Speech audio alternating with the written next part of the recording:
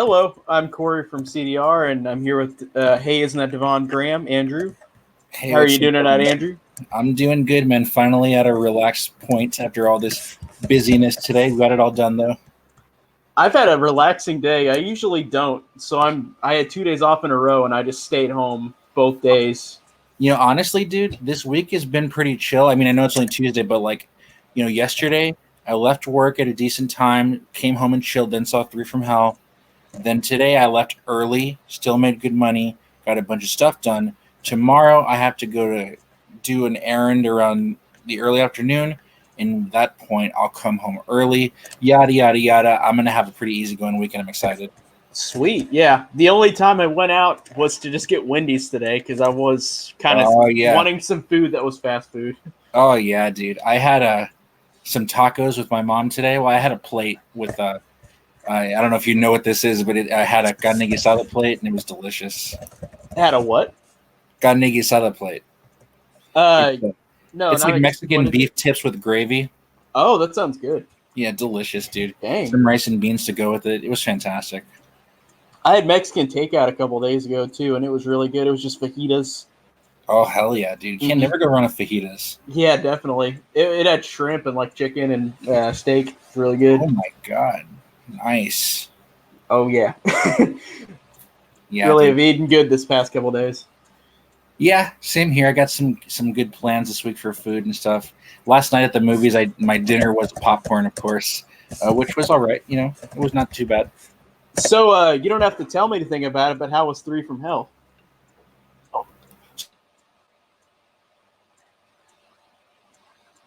Oh wait, I think you cut off.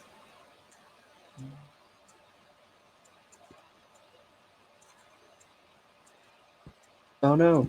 Oh shoot. Hold on. I think you just lost connection.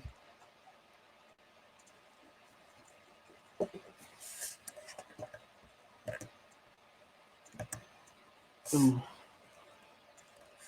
Well, let's see if he can get a connection back. Oh no. Uh, Connection lost.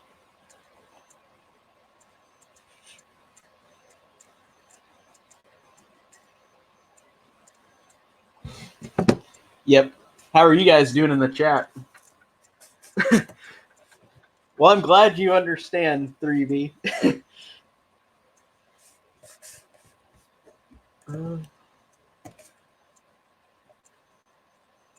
Oh, here we go. Okay. Back.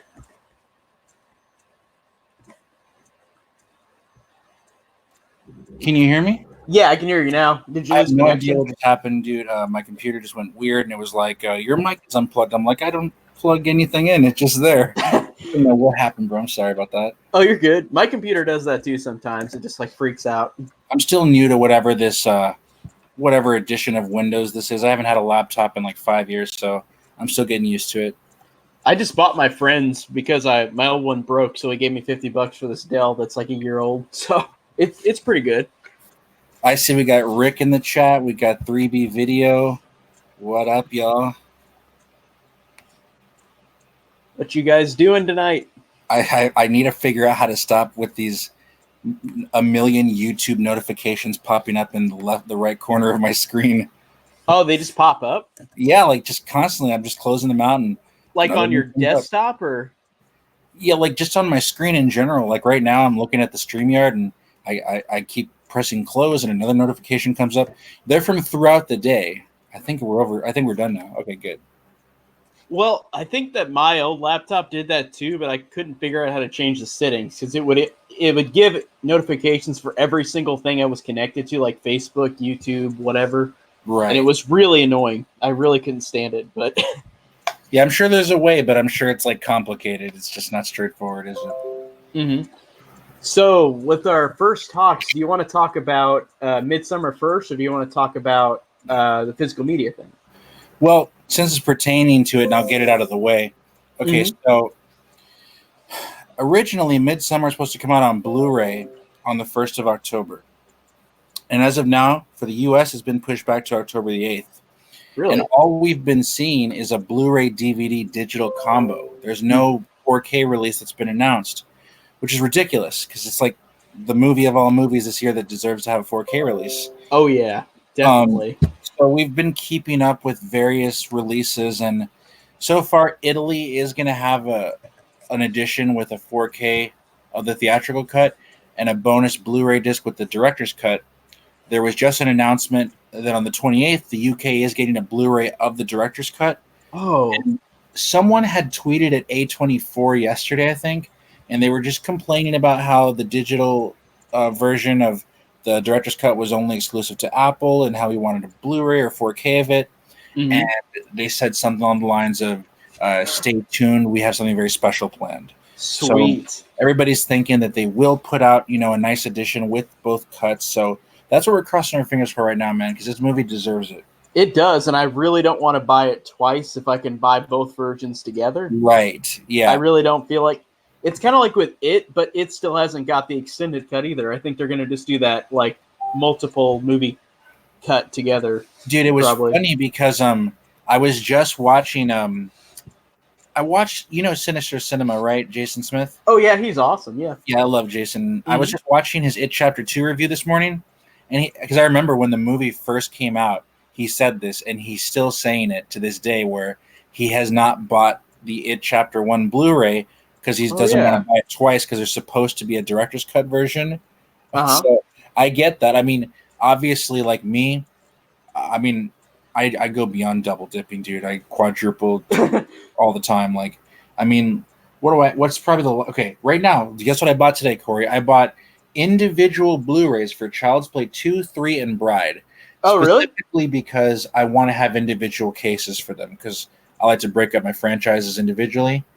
So I still need to get Seed and then Curse and Cult individually. Then I'll have them all individual. And, of course, I have them all in that box set. Mm-hmm. Are the 2, 3, and Bride ones just the ones with the artwork from the VHSs, like the poster artwork? Okay. Exactly.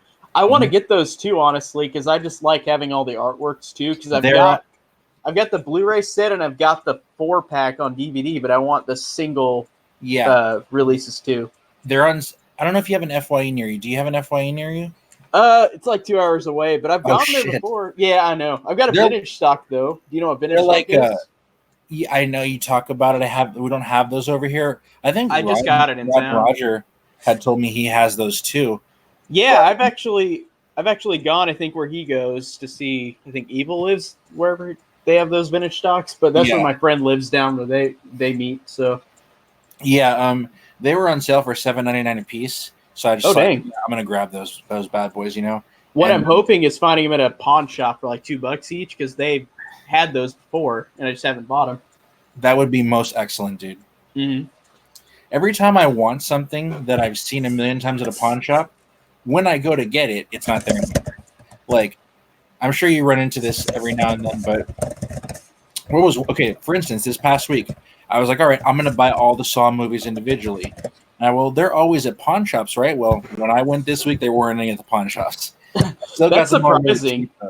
Yeah, I'm surprised they didn't have any Saw movies. You would think they would at least have like 5 copies of Saw 5. Yes. That's the one that you always see out there is Saw 5. Uh-huh. But yeah, like it's like sometimes I go to these pawn shops and they have like shit all, dude. Like it's just terrible things. Like it really just depends on when you go. Like I've realized. It really does, man. I mean, I could go right now and there could be like amazing things. Like my dream, Corey, is to walk into a pawn shop and see the Friday the 13th Blu-ray collection for like $10. That would be awesome. Yeah, that would be amazing, right?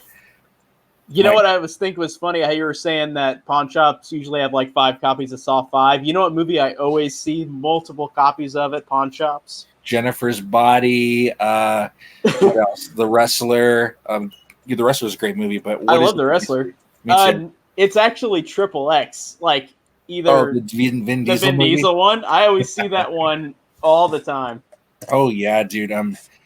Between that and like what else do I always see? I always see. Remember, there's something else that's always there. They always have Prom Night, the remake, all the time.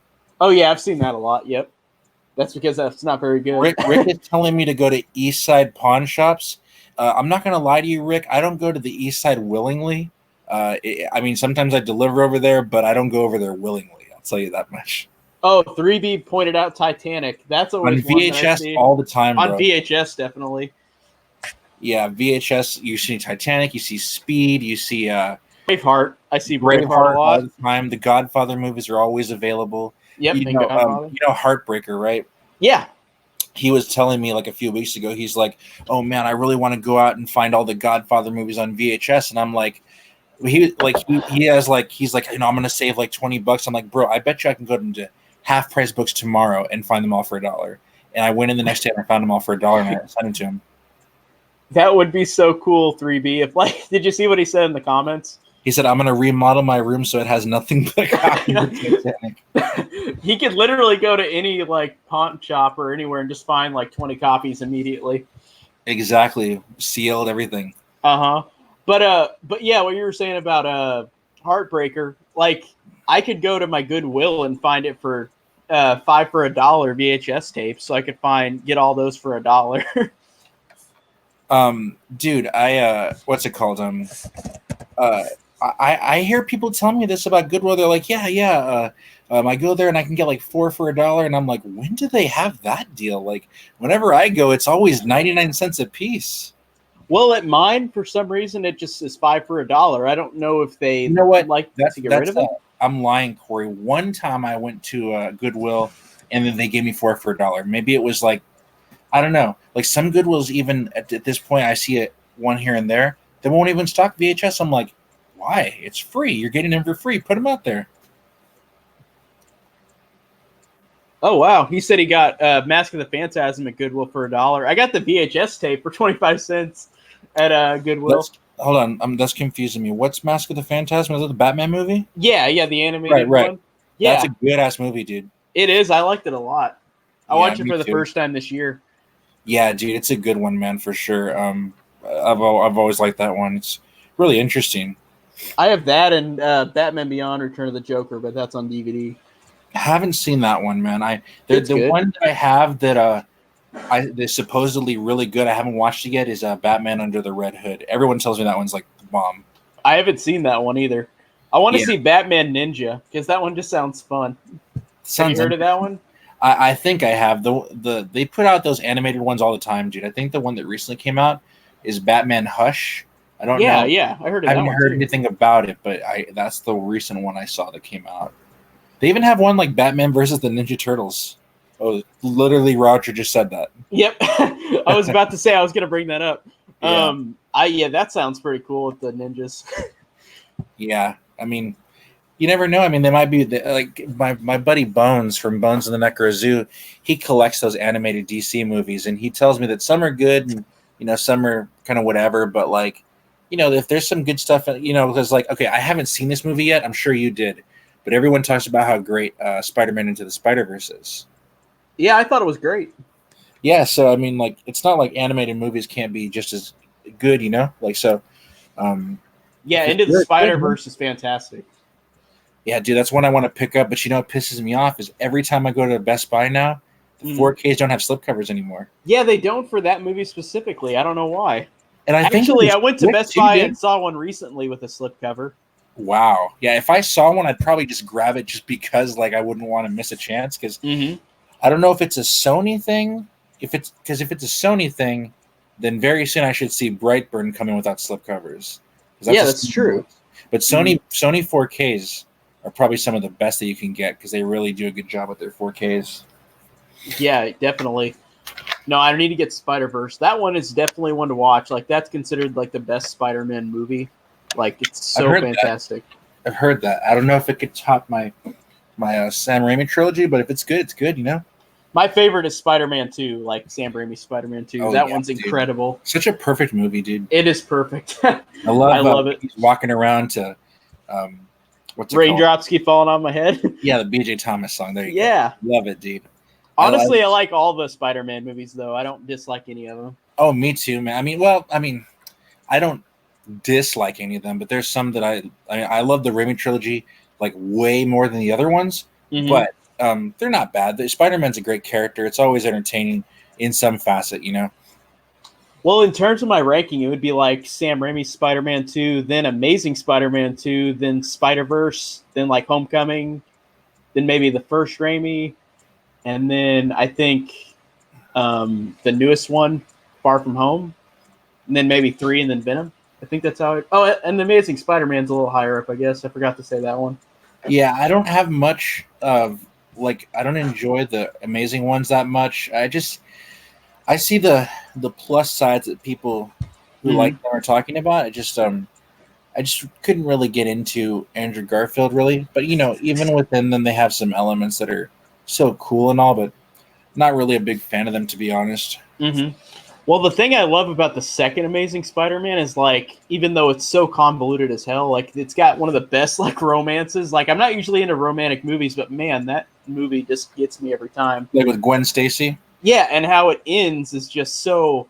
It is pretty brutal. It's so brutal to watch. So it is. It just really moved me, and I was just surprised that it would do that. So. Yeah, I can appreciate that, man. I know what you mean. Yeah, I thought that what's her name? What's her name? Emma Stone. It's good. Yeah, she was great. I really liked Andrew Garfield too. Yeah, I mean, different direction. Because I'm a big Spider-Man fan, comics and all, and I just there's people who will point out the different actors who have achieved the right balance of the original incarnation of the character and such. But regardless of that, I've always resonated with Tobey Maguire's performance because I just like that emotional aspect above all. Yeah, because I know some people they need their little quips for Spider-Man, which is important, and I understand that. And I know that Andrew Garfield did a good job with that. But I like my kind of complex Spider-Man, I guess, if you will. Mm-hmm. I feel like they got strengths in every one of the iterations. Absolutely, they all have their benefits for sure. Mm-hmm. Yeah, it's hard to choose between any of them, honestly. I think someone had made a joke once about making a Spider-Verse movie and having all the different actors come back in the movies. That'd be something. Oh my god, yeah, that would be so cool. I would love to see that. I feel like since Spider-Man's back not in the MCU anymore, he's gonna probably have that happen eventually. I bet. I'm really curious to see it, dude. Because honestly, I really enjoyed Venom. I liked Venom too. I'm open to seeing Tom Holland come within that whole thing. I'm not I'm not a Sony hater, dude. I don't have a problem with them. I'm not a Sony hater either. I just feel like I don't hate it, but I understand why people do because they really do try to get more than they can chew on, if that makes sense.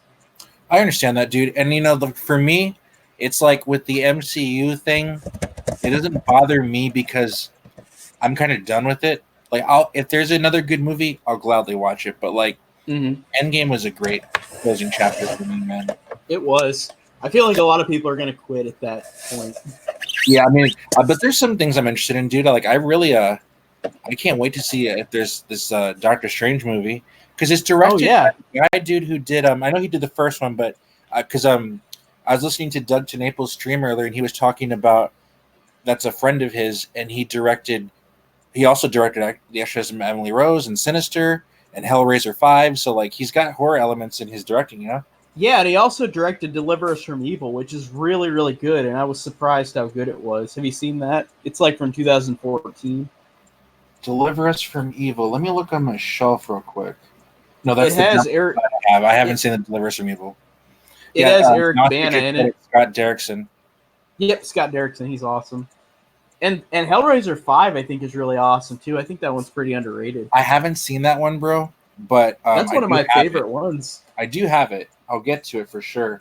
But his what's it called? His filmography gives me enough hope that he can nail this concept of a horror movie for Doctor Strange. Definitely. I wonder how far they'll go with horror though for a Disney property, but I don't know. But I hope that they do. True that, man. True that. Dude, I'm the type of collector. If you took a look at my shelf, I'm sure there'd be one movie, not one, but maybe a few. You'd be like, huh, that's in the horror section, huh? Because if it's got enough horror elements, man, I'm putting it in there. I got Beetlejuice in there. Some people conflict with the Silence of the Lambs. What's that? I said, yeah, awesome, cool. Yeah, like Silence of the Lambs. I don't even question that. It's horror to me. You know, I mean, it's got other elements. It's a thriller, you know, psychological, but it's horror to me for sure. I was just gonna ask this because I just watched this yesterday again. Have you seen Serial Mom? I know I've talked to you about it. No, I haven't, dude. I'm gonna pick that movie up at some point. There's a CD exchange over here, and they, for the longest time, for like the last year or two, they've had a copy brand new with the slipcover. But recently, they started rearranging things, and the last 2 times I went there, they haven't put up their brand new Blu-rays for sale back in their section. So I haven't seen it the last few times I went, but I will definitely be checking it out if I find it. And I know Roger just asked us about Unmasked 25 getting a Blu-ray from Vinegar Syndrome. I know that's supposed to be like a unofficial Friday the 13th kind of thing. I've heard about it. You'll have to let me know, Roger, if that's a popcorn movie I need to pick up. I haven't really heard of that one, actually. I've seen like a trailer of it, dude. The mask, it kind of looks like the Part 5 mask, or some people say like Christmas Vacation. Awesome. Part Clark Griswold wore a mask like that. So it's like that. Kind of, it's like the one you're seeing in my picture with Pamela Springsteen. Oh, yeah, true. Nice. Yeah. I was forgetting Christmas Vacation. He does that. Yeah, so funny. Yeah. Christmas Vacation is cool. Oh, he said it's one of the first good horror parodies. Cool. Have you 3B? Have you seen Wacko? That's a good horror comedy. That's like from the 80s. I've heard people talk about that one. It's really funny. It's kind of like the pre-scary movie. Like it does a lot of stuff similar to that. Dude, I really need Scary Movie 1 and 2 in my collection. I love those movies. Oh, me too. I love the first 2, and I like 3 and 4. I don't like 5. I never could get into 3. I mean, I like the Wayans brother aspect of the first 2 for sure. But yeah, I need those ones, dude. They're so great, dude. They're so funny. Oh, he asked if we've seen Student Bodies. I haven't seen that yet. I want to. Heard of that movie, dude? Haven't even heard of it. Oh, it's like a horror comedy too, but I just haven't seen it yet. I haven't found a way to watch it. You know what I was just thinking the other day, dude? I need to get to watching that Exorcist 2 so I can see if I'm on board with you. Oh, hell yeah. I love that movie. I know everybody hates it, but it's visually such a cool movie. Yeah, I've seen little bits and pieces like of just like screenshots, and it looks like what you're saying. You know, it looks visually like interesting to me. So I'm pretty excited to check it out at some point. And it's directed by John Borman, who did Excalibur and like Deliverance. Oh wow! Yeah, he directed the movie too. So it's got that kind of similarity. I feel like. Yeah, I'll definitely have to check it out. Grasshopper Head. Oh yeah. Oh, I don't know if I should ruin it for you, Drew, but that comedy. I don't understand it. I'll get to that point. Whenever you see it, you'll be like, "Oh, I understand what you mean." Yeah, for sure. But it just cracks me up. Are you not a fan, 3B? Like most people? You know, he sold me on though. I pre-ordered this anyways because I want to add it to my collection. But he was talking about. I was asking him about The Hills Have Eyes too. And he's talking about, you know, everybody hates it, but he doesn't. And he told me about it. I was like, that sounds kind of awesome, dude. I can't wait to check it out. I'm not really a fan. I haven't seen it, bro, but I'm getting it next Tuesday. Is it the original too? Yeah, the original one. Okay. It's coming out on I didn't like either, but the remake one I thought was worse. The second one. Yeah, I love the original for sure. Or you're saying you don't like either part 2 remake or original? Yeah. Yeah, I gotcha. Either part 2s, yeah. But the first part 2, I think, is more watchable. The second one is just so boring and just pointless. So, for me. Yeah, I haven't seen the remake part 2, but the remake part 1 is dope. Oh, yeah. No, the remake's great. I think that really holds up to the original. Like, it really is close. You know what I finally watched in the full for today? I finally watched the Night of the Living Dead remake all the way through. Still haven't seen it, bro. I have it here in the collection. Oh, man. It was really good. I'm sure it is, dude. Everything I've heard about it sounds fantastic. Mm-hmm. I can't wait to see it, dude. I wouldn't be surprised if I like it more. Well, I was debating on that whenever I was watching it. I was like, what, do I like it more? Because it does things that it upgrades from the other movie, like Barbara is not as much just screaming and running around, and like stuff like that. But I don't know. It's hard to choose because I love the original so much. Yeah, yeah. But I Tony haven't Todd watched was the awesome original in in it. a long time. In a long Mhm. time. But I do have that Criterion one, so I'll be double featuring that at some point soon. Oh, sweet. Have you already started doing your Dead reviews? Yeah, I've been doing it for a while. I've just Survival Did you of the wait? Did you Dead. already review that really terrible Diary of the Dead? Yes. Oh man, Oh man, I hated it. I oh, usually don't hate anything, but I hated that movie. dude, what about when you review the Amityville series? You're gonna have to watch a lot of fucking movies, dude. I'm gonna have to. I'm gonna eventually do it, but I Did don't you know where see to the? find them all. Like Did you know that Vinegar Syndrome is releasing 4 of them from Blu-ray for the first time? the first four, are just No, no, different ones. they're like parts 4, 6, 7, and 8. I think for some reason 5 isn't in there, but it has Amityville Dollhouse, which is supposedly a really good one. I hear And I'm thinking Dollhouse. I'm Yeah, gonna it's pick good. that set up, dude. It's a nice looking box set. Yeah, the only ones I've seen are the first four movies and then the remake, the Ryan Reynolds remake, and that's it. Yeah, I know some people mark out for the remake, and for me, dude, it's not a bad movie. I can't take Ryan Reynolds seriously. I just can't. I was I'm surprised I did. Like I thought the same thing you did. I was like, am I really gonna do that? But then I actually surprisingly liked him. Like just I mean he's great in everything, but doing a serious role, it's He's a different good for actor, him. dude. But it's just every time I hear his voice, it sounds like a joke to me. It always sounds very condescending. So like I can't get on board with him being dark and serious. Oh, So you know what I feel? I feel that same way about Ashton Kutcher in The Butterfly Effect. I don't like feel that way about him at all in that movie because he's just he's I'm always always used to him Kelso. being Kelso. Yeah. Exactly. Yeah, So I hear you. Yeah, dude. I know what you mean.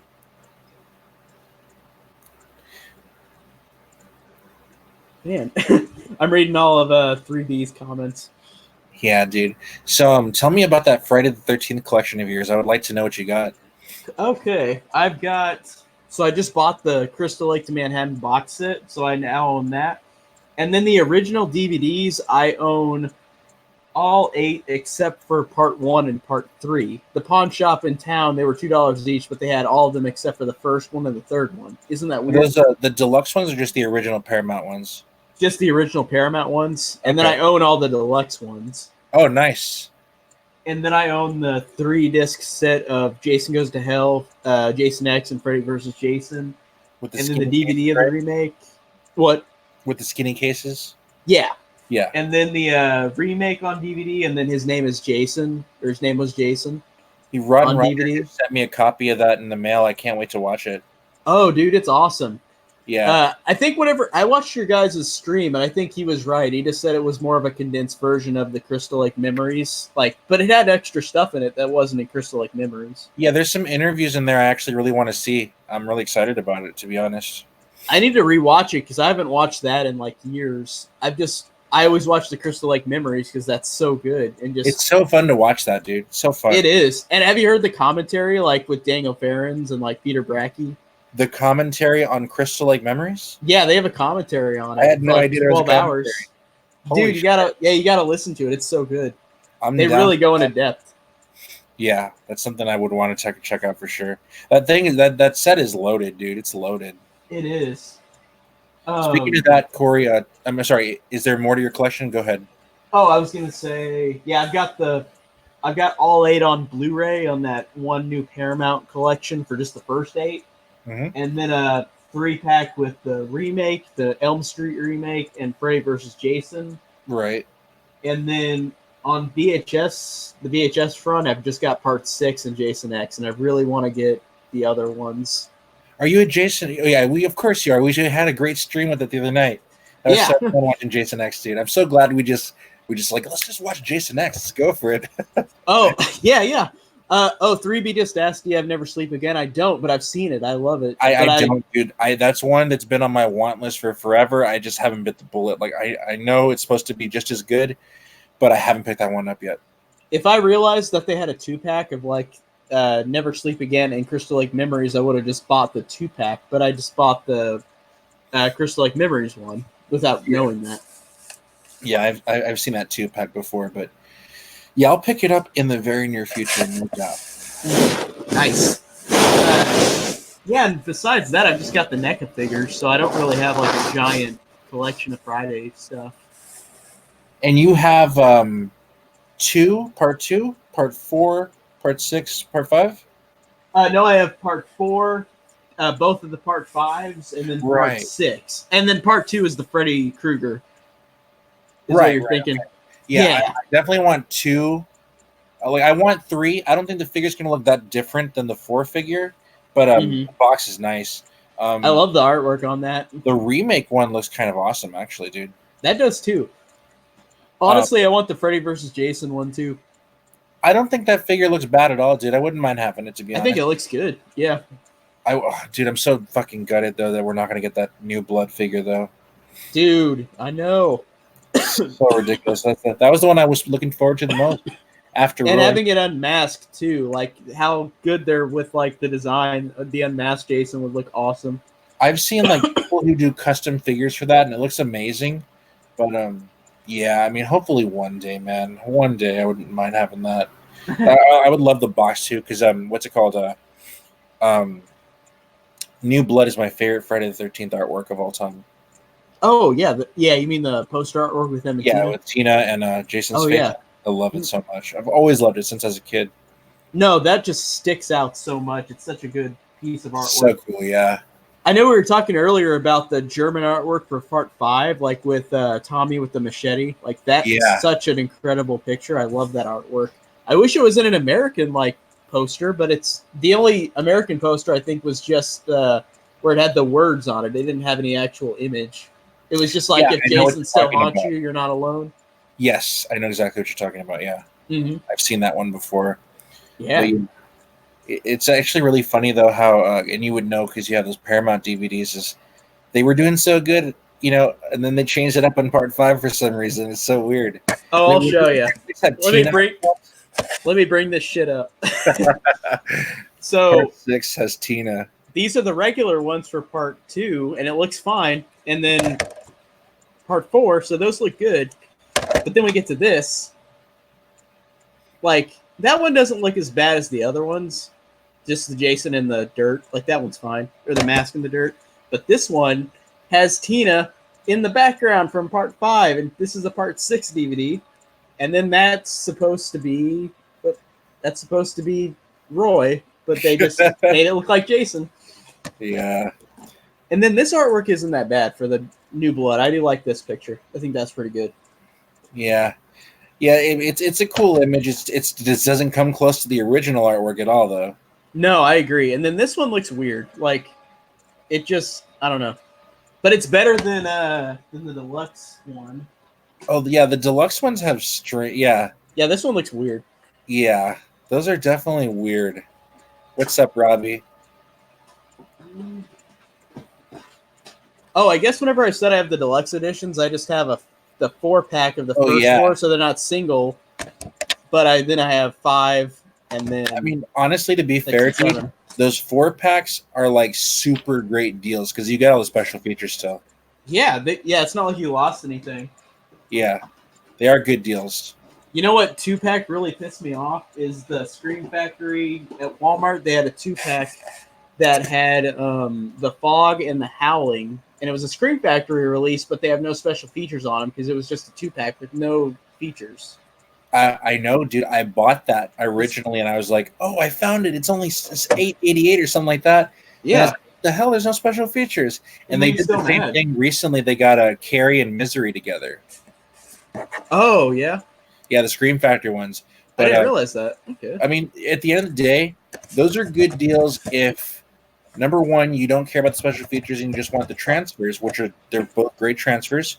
And number two, if for some reason you're cool, like, because, you know, like, with me, dude, it's got to be alphabetical, man. Like, that would drive me crazy. Where would I put it, under M's or C's? Like, that would drive me crazy. Like I was telling Christian earlier that I was really happy. I learned last night that Shaun of the Dead is getting its own 4K because they just, like, last week put out the Cornetto trilogy on 4K, and it's pricey. It's like $40, and I'm just like, I don't even want anything but Shaun of the Dead, though. So I was glad that Shaun of the Dead is getting an individual release, and that's no disrespect to those other two movies. I haven't seen them. I just specifically want Shaun of the Dead because I love that movie. Yeah, Shaun of the Dead's my favorite out of those three, but I like the other ones too. They're good. They're Even definitely if worth I like watching. the other ones, though, dude, how would I organize it on my shelf? Like, it would drive me crazy. I don't do it alphabetical because there's a lot of movies that are like in franchises that it's like, for example, like if I put the Star Wars movies together and then like Solo and Rogue One are not like going to be next to the other Star Wars movies. Yeah, franchises are an exception. I have Jason X and Jason Goes to Hell next to the Friday movies for sure. Oh, but, sweet. Like, but other than that, it's it's all about, if I was going to Blockbuster, right? And I wanted to rent a movie, and I'm looking in alphabetical order, right? And I'm like, I want to rent. Let me see. What's a good example here? I want to rent. Let's see. Army of Darkness. I will go to the Evil Dead section for that. I'll see. Okay, Evil Dead. Dead 2, there's Army of Darkness. It's not it's fine if you put it in A, but it's like it's an Army of Darkness. It's a sequel to Evil Dead 2. So I mean, that's where I would want to go. That works for me because it just gives me that memory of going to Blockbuster. Like my shelves, my organization is 100% Blockbuster Hollywood Video. Nice. Yeah, that's what I go for. Like whenever I go and look for movies at like used movie stores, like I never know if it's like a franchise and it's a different name from the franchise. I'll look at all the letters that will be what it is. Because I've been looking for Return to Sleepaway Camp, which I hear is terrible, but I want to get it because it's really rare. As soon as you started saying that, I don't know what sparked my brain, but I was like, I'm going to tell Corey this. I just ordered it this morning, dude. How much was it, though? I found it for $21 on eBay. Really? Oh, shit. Going for like 40 or even 30, which is just too much to me. But somebody offered it to me for 21. I'm like, I'm taking it. I've only seen 50, like on Amazon. It's like $50 at least. Yeah, it's like I know that probably a few years ago it was like $1 everywhere. I'm sure it was. It's a magnet release. Yeah. But I know it's supposed to be horrible, dude. But I'm a Sleepaway Camp mark. I gotta have it, dude. Me too, dude. I've gotta see it just at least once because I bought that Sleepaway Camp survival kit set just for collection's sake, and it has those bits and pieces of Sleepaway Camp 4 in it. I mean, I was really glad to add that to the collection too, man. I've seen those bits, but I've seen them in like a Cinema Snob episode. Like I haven't actually seen them on their own. Yeah, I mean, there's really nothing to them, man. It's just like production footage with like shot, several times over and over and over, So I mean, there's no cohesiveness to it. It's like they just, went in and shot a few scenes, throughout. It's not in order or anything like that. So it's cool to see though. It's just as a bonus, I thought that was funny with that plot. Apparently, it's like there's a person who can't remember what's going on, but then it's like Angela the whole time. Is what it was. I would not have minded seeing that fleshed out just because I can't really get enough of it, especially the direction they took the franchise with Part 2. I would just have loved to see more of that in that time, though. They couldn't do it today. They couldn't bring it back to that. I don't think so. Yeah. Yep. It's kind of a time capsule kind of thing, Definitely. Yeah, I would want that survival kit. That would be awesome. I think I saw that whenever I went down to the Crypticon. Somebody had it there, but I don't remember how much it cost. I think it was at least $40 or $50. I got it for $30, which was a really good deal because it goes for like closer to $50 regularly. And this is the recalled version that has the cross on it, the Red Cross, because they had to pull that out of storage because the Red Cross wouldn't let them use it after all. And then they put it back out just without that Red Cross. But I do have the one with the Red Cross, so it's pretty cool. Nice. Yeah, I really do want to get that set eventually. I'm glad I finally got the Friday set, the 1 through 8 one. That's pretty cool. Yeah, dude, that's a great set, man. Like I know that 3B is saying that Paramount kind of gives the shit into the stick to Friday the 13th. I'm really grateful that they put that set out at least, though, man. Because I mean, I remember 2 years ago just fucking being annoyed that I couldn't get the Friday films on Blu-ray except for parts 1 through 3. Oh, and then towards the end of 2017, they put out part 4 by itself. Yeah. Then out of nowhere, they're like, we're going to put out all 8. That was so weird. 2018. And I was like, I'm down. I'll buy it. And I went to FYE the day it came out, and I bought it. I was so happy, dude. But I just thought it was so strange. They just did the first 4, and then they just were like, We're just gonna put them all now. They thought they should have done that in the first place. They should have just done that in the first place. You're right, dude. Because they didn't finish the rest of the single dip. Like if they finished them all single, but like they didn't. I wish they did. They did though, man. They might have been foreign releases, but they had double features for 5 and 6 and 7 and 8. Oh wait, I forgot. No. Actually, that might be. I totally forgot about that. They did have them at FYEs before, so, but like I've seen them out in the wild used, dude. And they want too much. They want like $30 for each of them. Like that's the whole set costs. That's ridiculous. Yeah, it is. I forgot about that until you mentioned that. I'm glad you brought that up. But I don't know. I wasn't there when those came out, so I don't know what the structure was. If they were at Walmart's or if they were limited or they were foreign or whatever it was. But you know. But then they did those. Then later came out with the final chapter by itself. So it's like I don't know what they were doing exactly. You know. I don't think they knew what they were doing. No. Honestly, I'm really surprised, dude, that New Line has not brought like an American release for Jason Goes to Hell and Jason X yet. Like 2 years in a row, I thought they would have done it. Like, why not? You know, I have the German double feature, so I have it, but like it's fine. It's region free. It's American. How much did the German double feature cost you? It's out of print now, I believe. I paid $33 for mine. Oh, that's not too bad. No, not at all. But I don't know why they don't just put it out. Like, I can't imagine that they can't. Like, it would seem that it would benefit them to put it out. People would buy it. Yeah, I agree. I don't get why they don't think they wouldn't. No, yeah. All the time, I always hear people like, dude, where did you get Jason Goes to Hell and Jason X on Blu-ray? And I'm like, Germany. I don't know. Like, I don't know where else you could get it. You had to go outside of the States to get it. Yeah, it's I can't imagine why they wouldn't put it out, but you know, maybe they'll rectify. They're not going to do it now, obviously, because it's already Halloween season coming up. Yeah, they haven't announced it, so maybe they'll get their stuff together in the future. You know, maybe they'll randomly put it out in March next year. Like they won't tell anybody; it'll just appear, and I'll be like, "Yes, that could happen." Yeah, for sure. Because did they do that for the 8-pack Blu-ray? Like they kind of just put it out. I don't remember it lasting long. It was being announced. Like I remember it on Blu-ray Farm. They were talking about it. Okay. The one I'm excited for too, dude. I'm still not sure how much it's going to cost yet because it hasn't really been put on Amazon, I think. But late October, the Phantasm Blu-ray box set from Well Go USA comes out. Oh, really? Sweet. That'd be cool. I've got the DVD set. It comes with a Sphere replica, and it also has a 4K remaster for Phantasm 2. So nice. It's definitely going to be worth. I only have 1 and 2 on Blu-ray right now, so I'm looking forward to just picking up that set and watching them that way.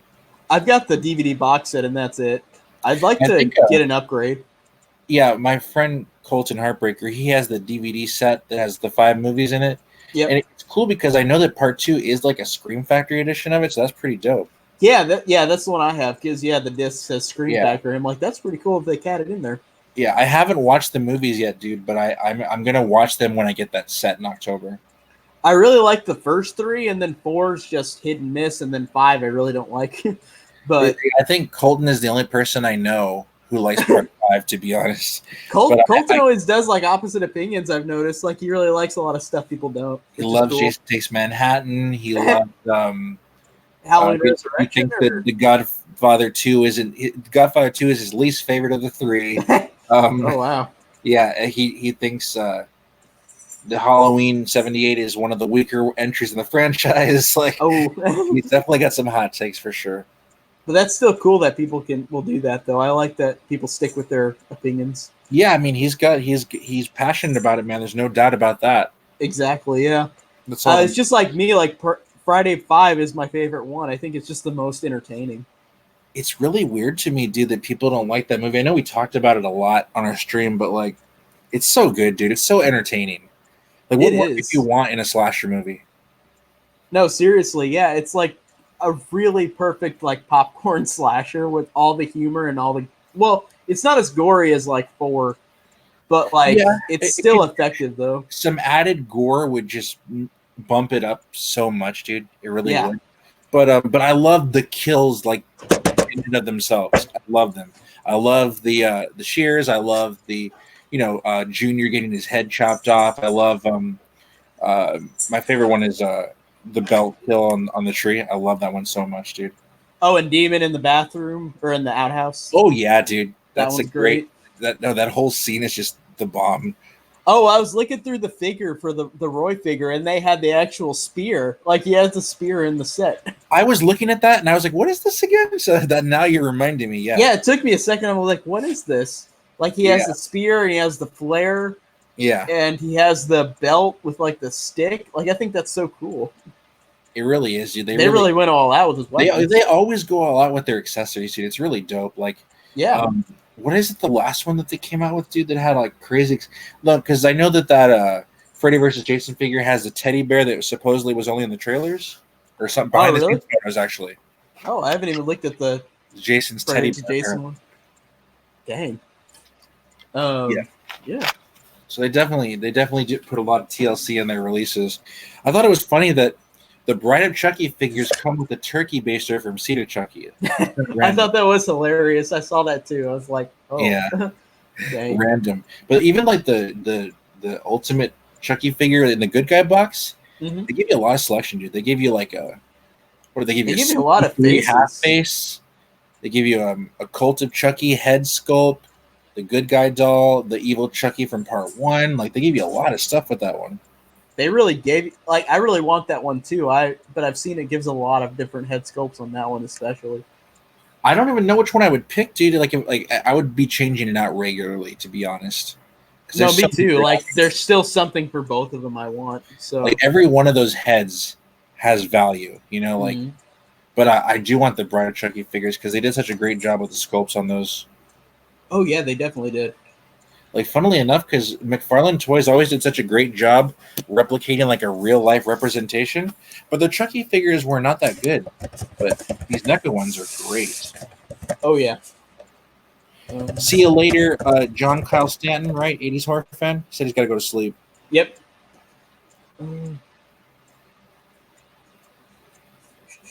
Yeah, I was just catching up on the comments too. But yeah, I'm excited for the Halloween 2 1981 figure. I want that so bad. Yeah, dude, that one looks so dope, man. I love. I just personally love that look for sure. Like I love the I love his squish face look. If that sounds weird, like just how it's stretched out because Dick Warlock obviously had a different head. I guess. Yeah, I like the way I thought that was cool. The mask looks on him. I think it's really dope. It is. And I also like that they had the pumpkin in the set too, where it's like got the skull in the middle, like yeah, that's so awesome.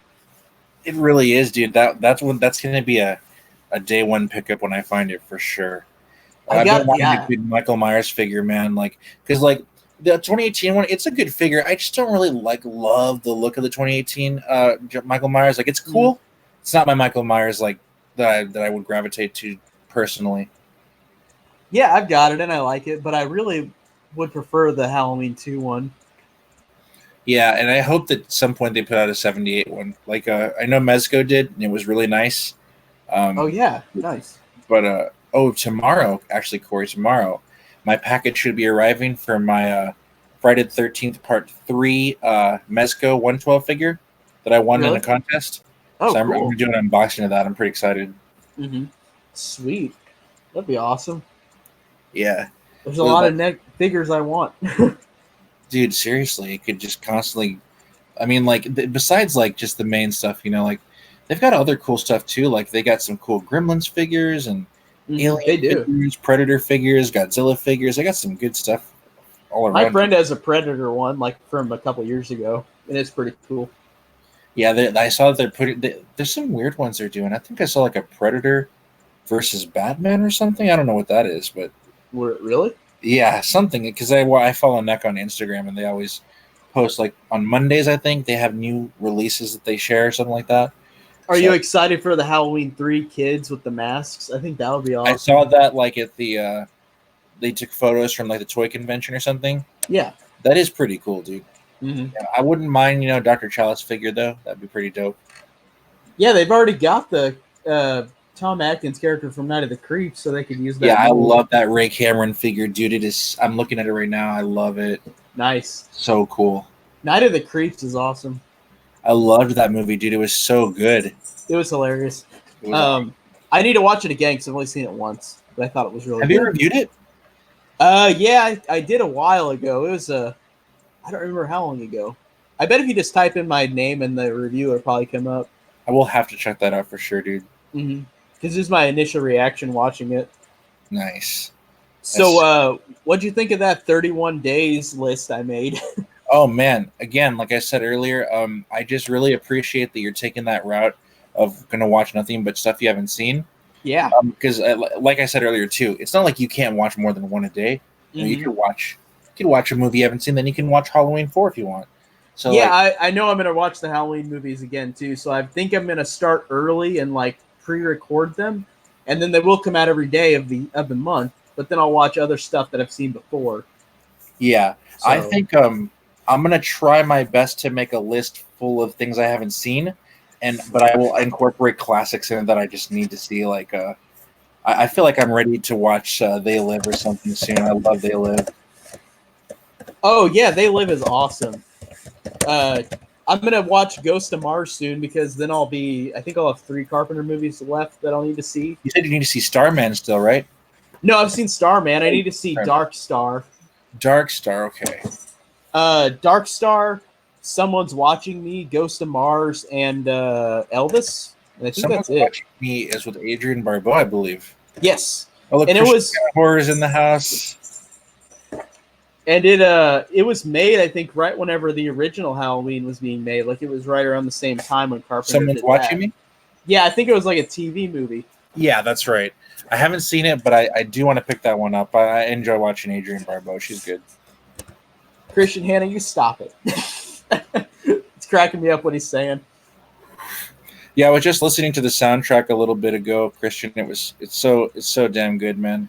Wait, did you tell me if you like 3 from Hell, Drew? I can't remember now. Well, I don't want to talk about it because Christian's in here and he wants to go in blind. He's seeing it tomorrow. Okay. Well, I just meant like, did you like it or not like it? Like just one word. I did like it. Absolutely. Okay, that's all I needed to know because I want to keep it secret too. Yeah. Sweet. But yeah, I'm picking it up day one when it comes out on 4K next month. Absolutely. Nice. He said he's leaving. That's it. We're done talking. No, he's not. He's not leaving. You get back here. You get back here, Christian Hanna. So yeah, that 31 days of horror, I really thought about a lot of stuff I need to see. So there's a lot that I'm really excited that I'll get to watch. Like I said, Ghost of Mars. Yeah. I'm excited about Tales from the Crypt Demon Knight. I'm just gonna buy that on Blu-ray because it's at my vintage stock. Oh, you'll love it, dude. You'll love Demon Knight, dude. It's so good. And it has Jada Pinkett, doesn't it? Like, isn't she? It like does, yes. Yep. She's in it. Nice. Billy Zane's in it. Oh, nice. I forget the actor's name, dude, but he's the guy that's the main character in Tales from the Crypt episode 1, which is my favorite episode. He's great in the movie too. Nice. Tales from the Crypt I watched a long time ago. I don't remember much about the show. I need to rewatch it. Dude, it holds up really well. There's some great episodes in there. Great performances, great actors, great guest directors, Tom Holland and everything, It's good stuff. Nice.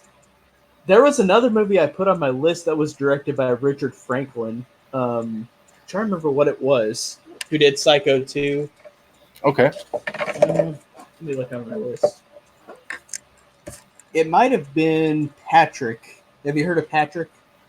It's like a horror movie. I have not heard of that.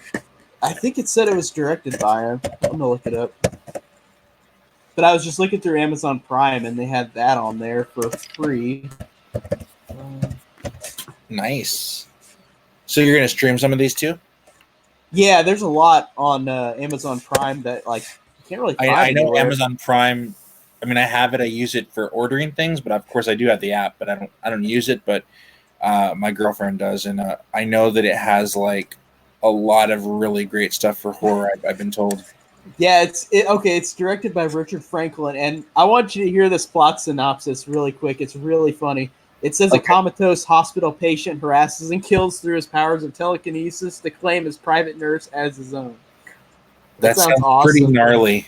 That sounds so cool. It does. Man, so I'm glad I put that on my list. But also, there's a lot of films on there that are foreign films that I need to see that I put on the list. I think the Midnight Meat Train, is that foreign or is that? What did you say it was called? The Midnight Meat Train. Is that foreign or Oh, not? I just got that DVD today from Lee. He sent it to me with Death House. Oh, sweet. Yeah. I can't remember if it's foreign or not, but High Tension I know, and Audition and Train to Busan. Like I want to see those. Audition is so good, dude. You're gonna love that one. I'm excited. It's on the list, so I'll be watching it.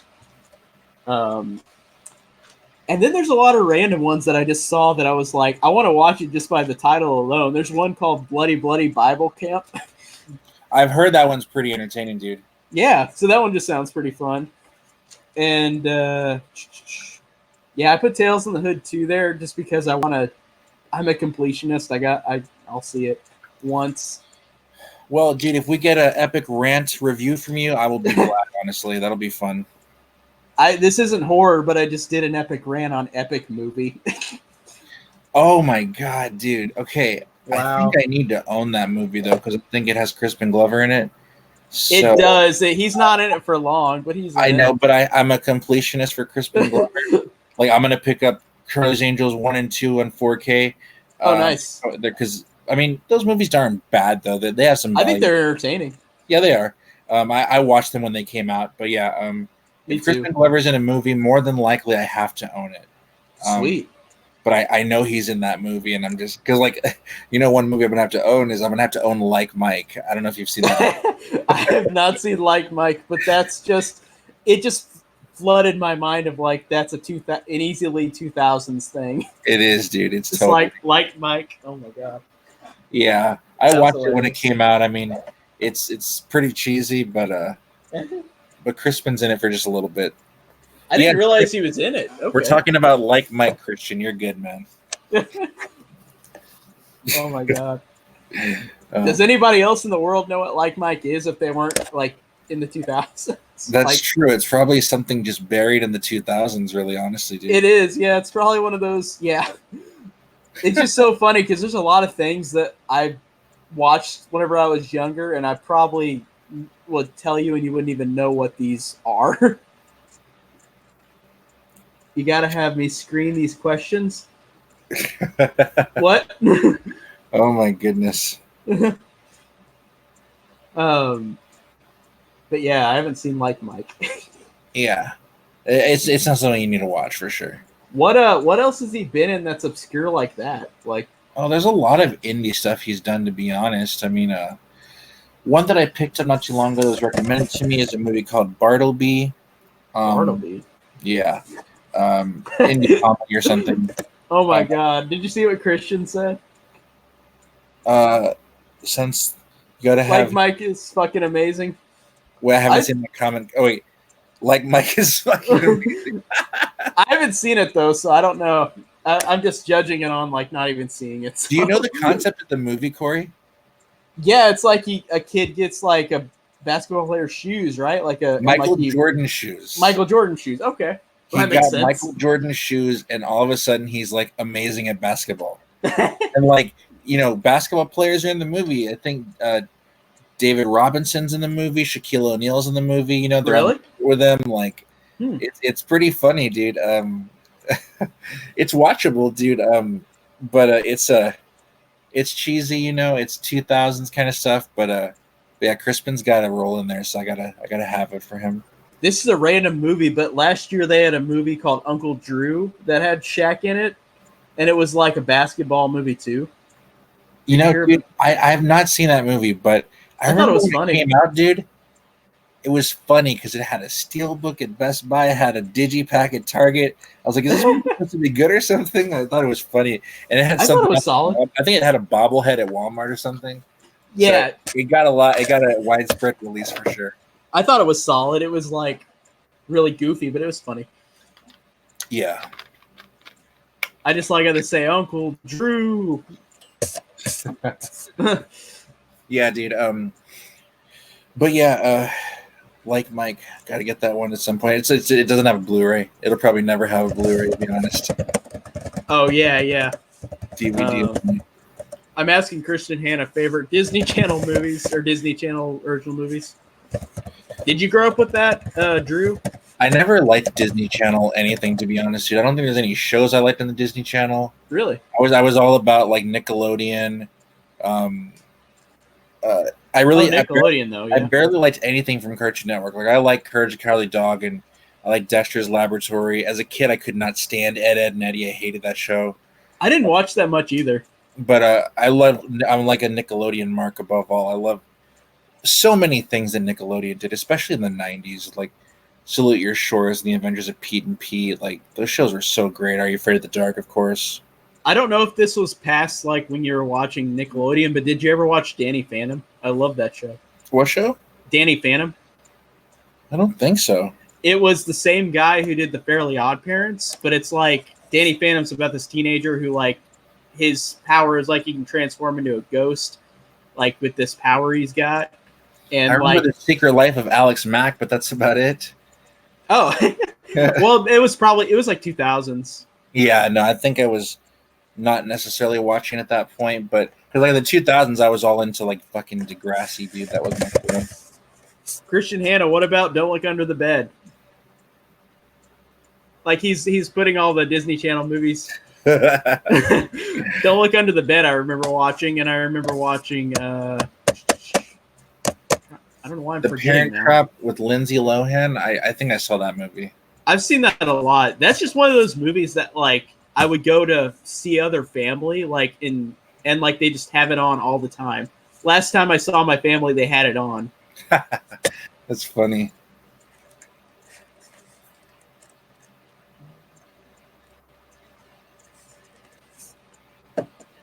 Yeah, The Parent Trap I thought was good. But you said you like Disney though, don't you, Drew? Like some movies or I mean, nothing crazy. I mean, I like movies. You know, like they're good movies. Like you know, obviously like Lion King and what was that one you wanted me to review? Was it The Rookie? oh, I love The Rookie, dude. That's a good movie. Okay, I've seen that, but not since it came out. I love baseball movies. And that one's a really good one. Really good. But aside from that, like I mean, Pixar stuff is great. You know, one of my favorites, dude.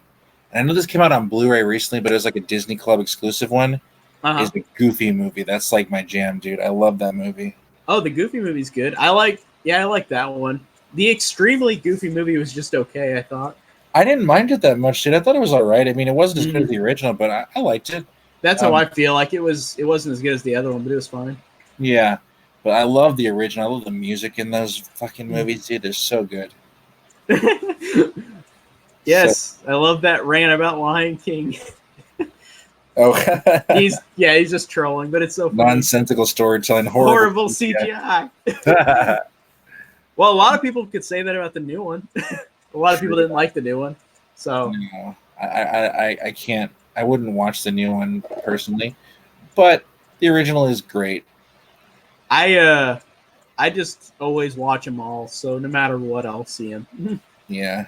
So, but that was the first one in these live action Disney movies that I felt like it was just utterly pointless. Like the other ones at least had some more character moments that weren't in the other movies or new songs. The Lion King 2019 didn't have any of that. It was just the same thing. Christian, if you can hear me, we should do a cover of what's it called, of After Today from a Goofy movie. Cover that song. Oh, Christian, Hunchback is one of my favorites. I love that movie. They've been laughing since I can remember, but they're not. Do you like the Hunchback of Notre Dame, Drew? The Disney one, I saw it as a kid. I thought it was cool. I don't remember it that much. Like, it's incredible. Like, it's one of my absolute favorite. It's in my top 5. One thing I'll say about it for sure is I appreciate the animation. I don't know why they don't do that still. Like, it's way better than the CGI stuff. I love old Disney animation so much. So much. I agree. I like 97 Hercules too. That one's fun. Yeah, that was good. That was a good one. I'm trying to remember my top 5. Like, I love Hunchback. I know this isn't a what's it called, Disney movie, but I love that movie, The Road to El Dorado. It's a good movie. I remember watching that one in school. I think I only saw it once though, and I think I liked it. Yeah, it's a good one, dude. I like that movie. I'm trying to think of my top 5 Disney animated movies because I love Hunchback, and then I love Rescuers Down Under. Peter and Pan. What? Peter Pan. Peter Pan's good, but it's not in my like top 5. White. Fantasia. Oh, What else? Fantasia's good. Fantasia's great. What else? Little Beauty Mermaid. and the Beast, I really like. Beauty and the Beast is good. And yeah, Little Mermaid's good. I'm looking through my Lady and the Blu-rays. Tramp is cool. Yeah. Fox and the Hound, sad. Oh, dude, that movie. I rewatched that recently, and damn, that was hard to watch. Yeah. It was so sad. It was so good, though. Goosebumps episodes now. Yes. Goosebumps. I just saw Katie posting about that earlier. I mean, I love Goosebumps, dude. Night of the Living Dummy and The Haunted Mask. The Haunted Mask is so good, dude. It's so I love that episode. Great. Mm-hmm. I love the acting in that episode. It's hilarious. Yeah. It's so awesome. It's an awesome one, dude. It's got some. Those masks are pretty creepy, dude. They're pretty creepy. They are, yeah. And I just thought it was a creepy idea of the mask, just becoming your face. I don't think they make them anymore, dude. But Trick or Treat Studios was selling the Haunted Mask along with some other Goosebumps masks. Really? They were like at least a couple years ago. Oh wow! Did you guys see the new Goosebumps movies? Like that just came out this No, this I year didn't and last bother year? with them. Even though I do like Jack Black a lot, I didn't bother with them, to be honest. Those ones are fun. I think they're good. I'd say they're worth watching. Okay. They're definitely like the Goosebumps show. They're very kid-like, so yeah. But they're fun. Okay, that's fair. And Jack Black, I'm surprised he worked as well as he did. I thought he wouldn't really work as Slappy. That's interesting, dude. I mean, I can't think of anything Jack Black that I don't like. I like everything he does. One movie I need in my collection that I just always pass up for some reason is Orange County. Only has a DVD release, but I love it. I haven't seen Orange County. Oh, dude, it's so freaking It's so good. It's hilarious. I should see it? Okay. Yeah. Did you ever see I Still Know What You Did Last Summer? Because he's in that movie. I don't know if I did, dude. I don't remember that, I guess. I need to get it just for that. He's like this stoner, like just really bad stoner. Like it's pretty funny. That is funny, dude. Yeah, he's a stoner in Orange County also. Nice. I liked him in what's that movie with the Shallow Hal? I liked him in Shallow Hal. Yeah, it was a pretty funny movie. Mm-hmm. I like him in High Fidelity also. Oh yeah, I forgot he's in High Fidelity. Yeah, he's hilarious in the show. Mm-hmm. Movie, excuse me. I'm trying to remember what that name of that episode is that Christian's talking about. I think it's maybe Night in Terror Tower. I think he's saying the one where the brother and sister go to the medieval times tour and props start coming to life. Maybe I think it might be called Night at Terror Tower. Oh, it is? Okay, sweet. I'm glad I got my Goosebumps knowledge still. You do. Real quick. Dang. Well, I always remember the poster or the book artwork of like the guy with like the axe. I thought that was pretty cool. Christian, you should cover the Goosebumps theme. You should do that one. Nice. Yeah. Doot, doot, doot, doot, doot. Didn't have Binky guest on the dog barking part too. Nice. Good stuff, yeah.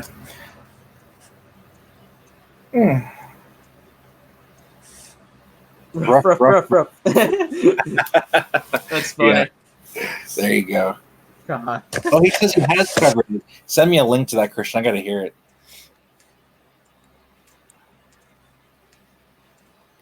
I'm trying to think of what we were talking about before. We really got off track, but I like it. Oh, yeah, no, dude. It's all going good. I know we were originally talking physical media. I don't even know where we left off on that. But, yeah. Either way, it's fine. I just like talking. Oh, yeah, no. Me too, bro. Yeah, do it again, Christian. I need to hear you cover that one. And don't forget about the Suspiria theme. You can do it. Oh, that'd be awesome. Yeah, dude. I love the Suspiria theme. So, I mean, that's one of my favorite scores, dude. I don't know if I did. I don't know if I explained it to you, Corey, but I sent you that video or I was listening to you want to send a link to Christian so he can join the stream? Yeah. Do I just go? Okay, I'll go to Facebook. You want me to do it or do you got it? I can do it. Let me get on Facebook. Here's Christian. I got it. If you don't, Okay, you're already quick enough. a janky link though. You might want to send him yours. If that might work for him, it might not. But send him one anyways. Okay, I'll send him one too. Yeah.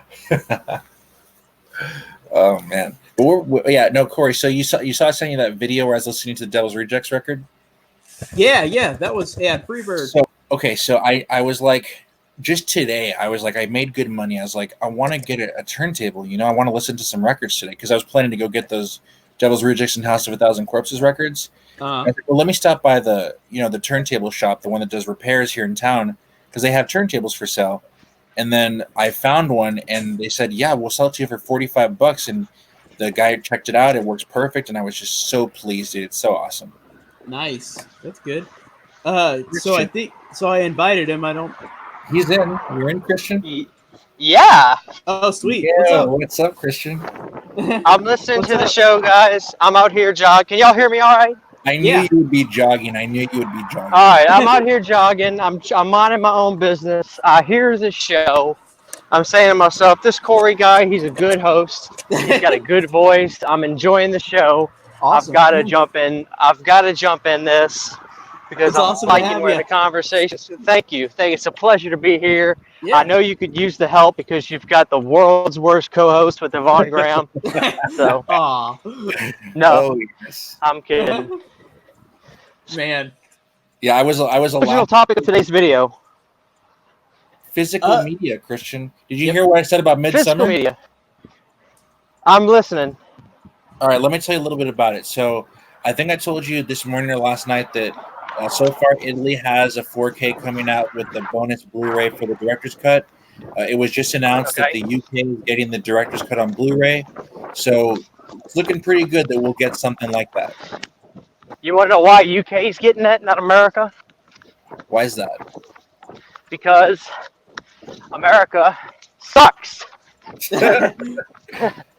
No, I think it's because this. I don't know. UK still appreciates a lot of hard rock, and bands do really well over there. I'm wondering if they enjoy that type of storytelling kind of movie, like Hereditary, just off the wall. Wait. Oh, you're okay. So that wasn't me. No, Christian, it wasn't me either. You there, Christian? If you can hear me, I was mentioning that A24 did say that they have something special coming for Midsummer that they're going to announce soon. So there is something coming for us, hopefully. But we can't hear you. I can't hear you either. Oh, can you hear me? Oh, he just went away. You can hear me though? I can hear you, yeah. Okay. Yeah, maybe he just had a connection issue. Well, see if it comes back on. Oh, here we go. All right. Welcome back, Christian. You there? I don't know what's happening. Well, it happened to Drew earlier too. Whenever we started, his thing just went away as well.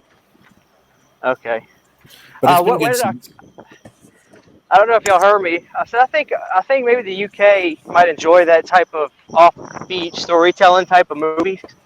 So maybe they just figure the market's better to do a steelbook over there. I don't know. I mean, they appreciate hard rock over there still, Yeah, for sure. Nice. Yep. So I don't know. That's true.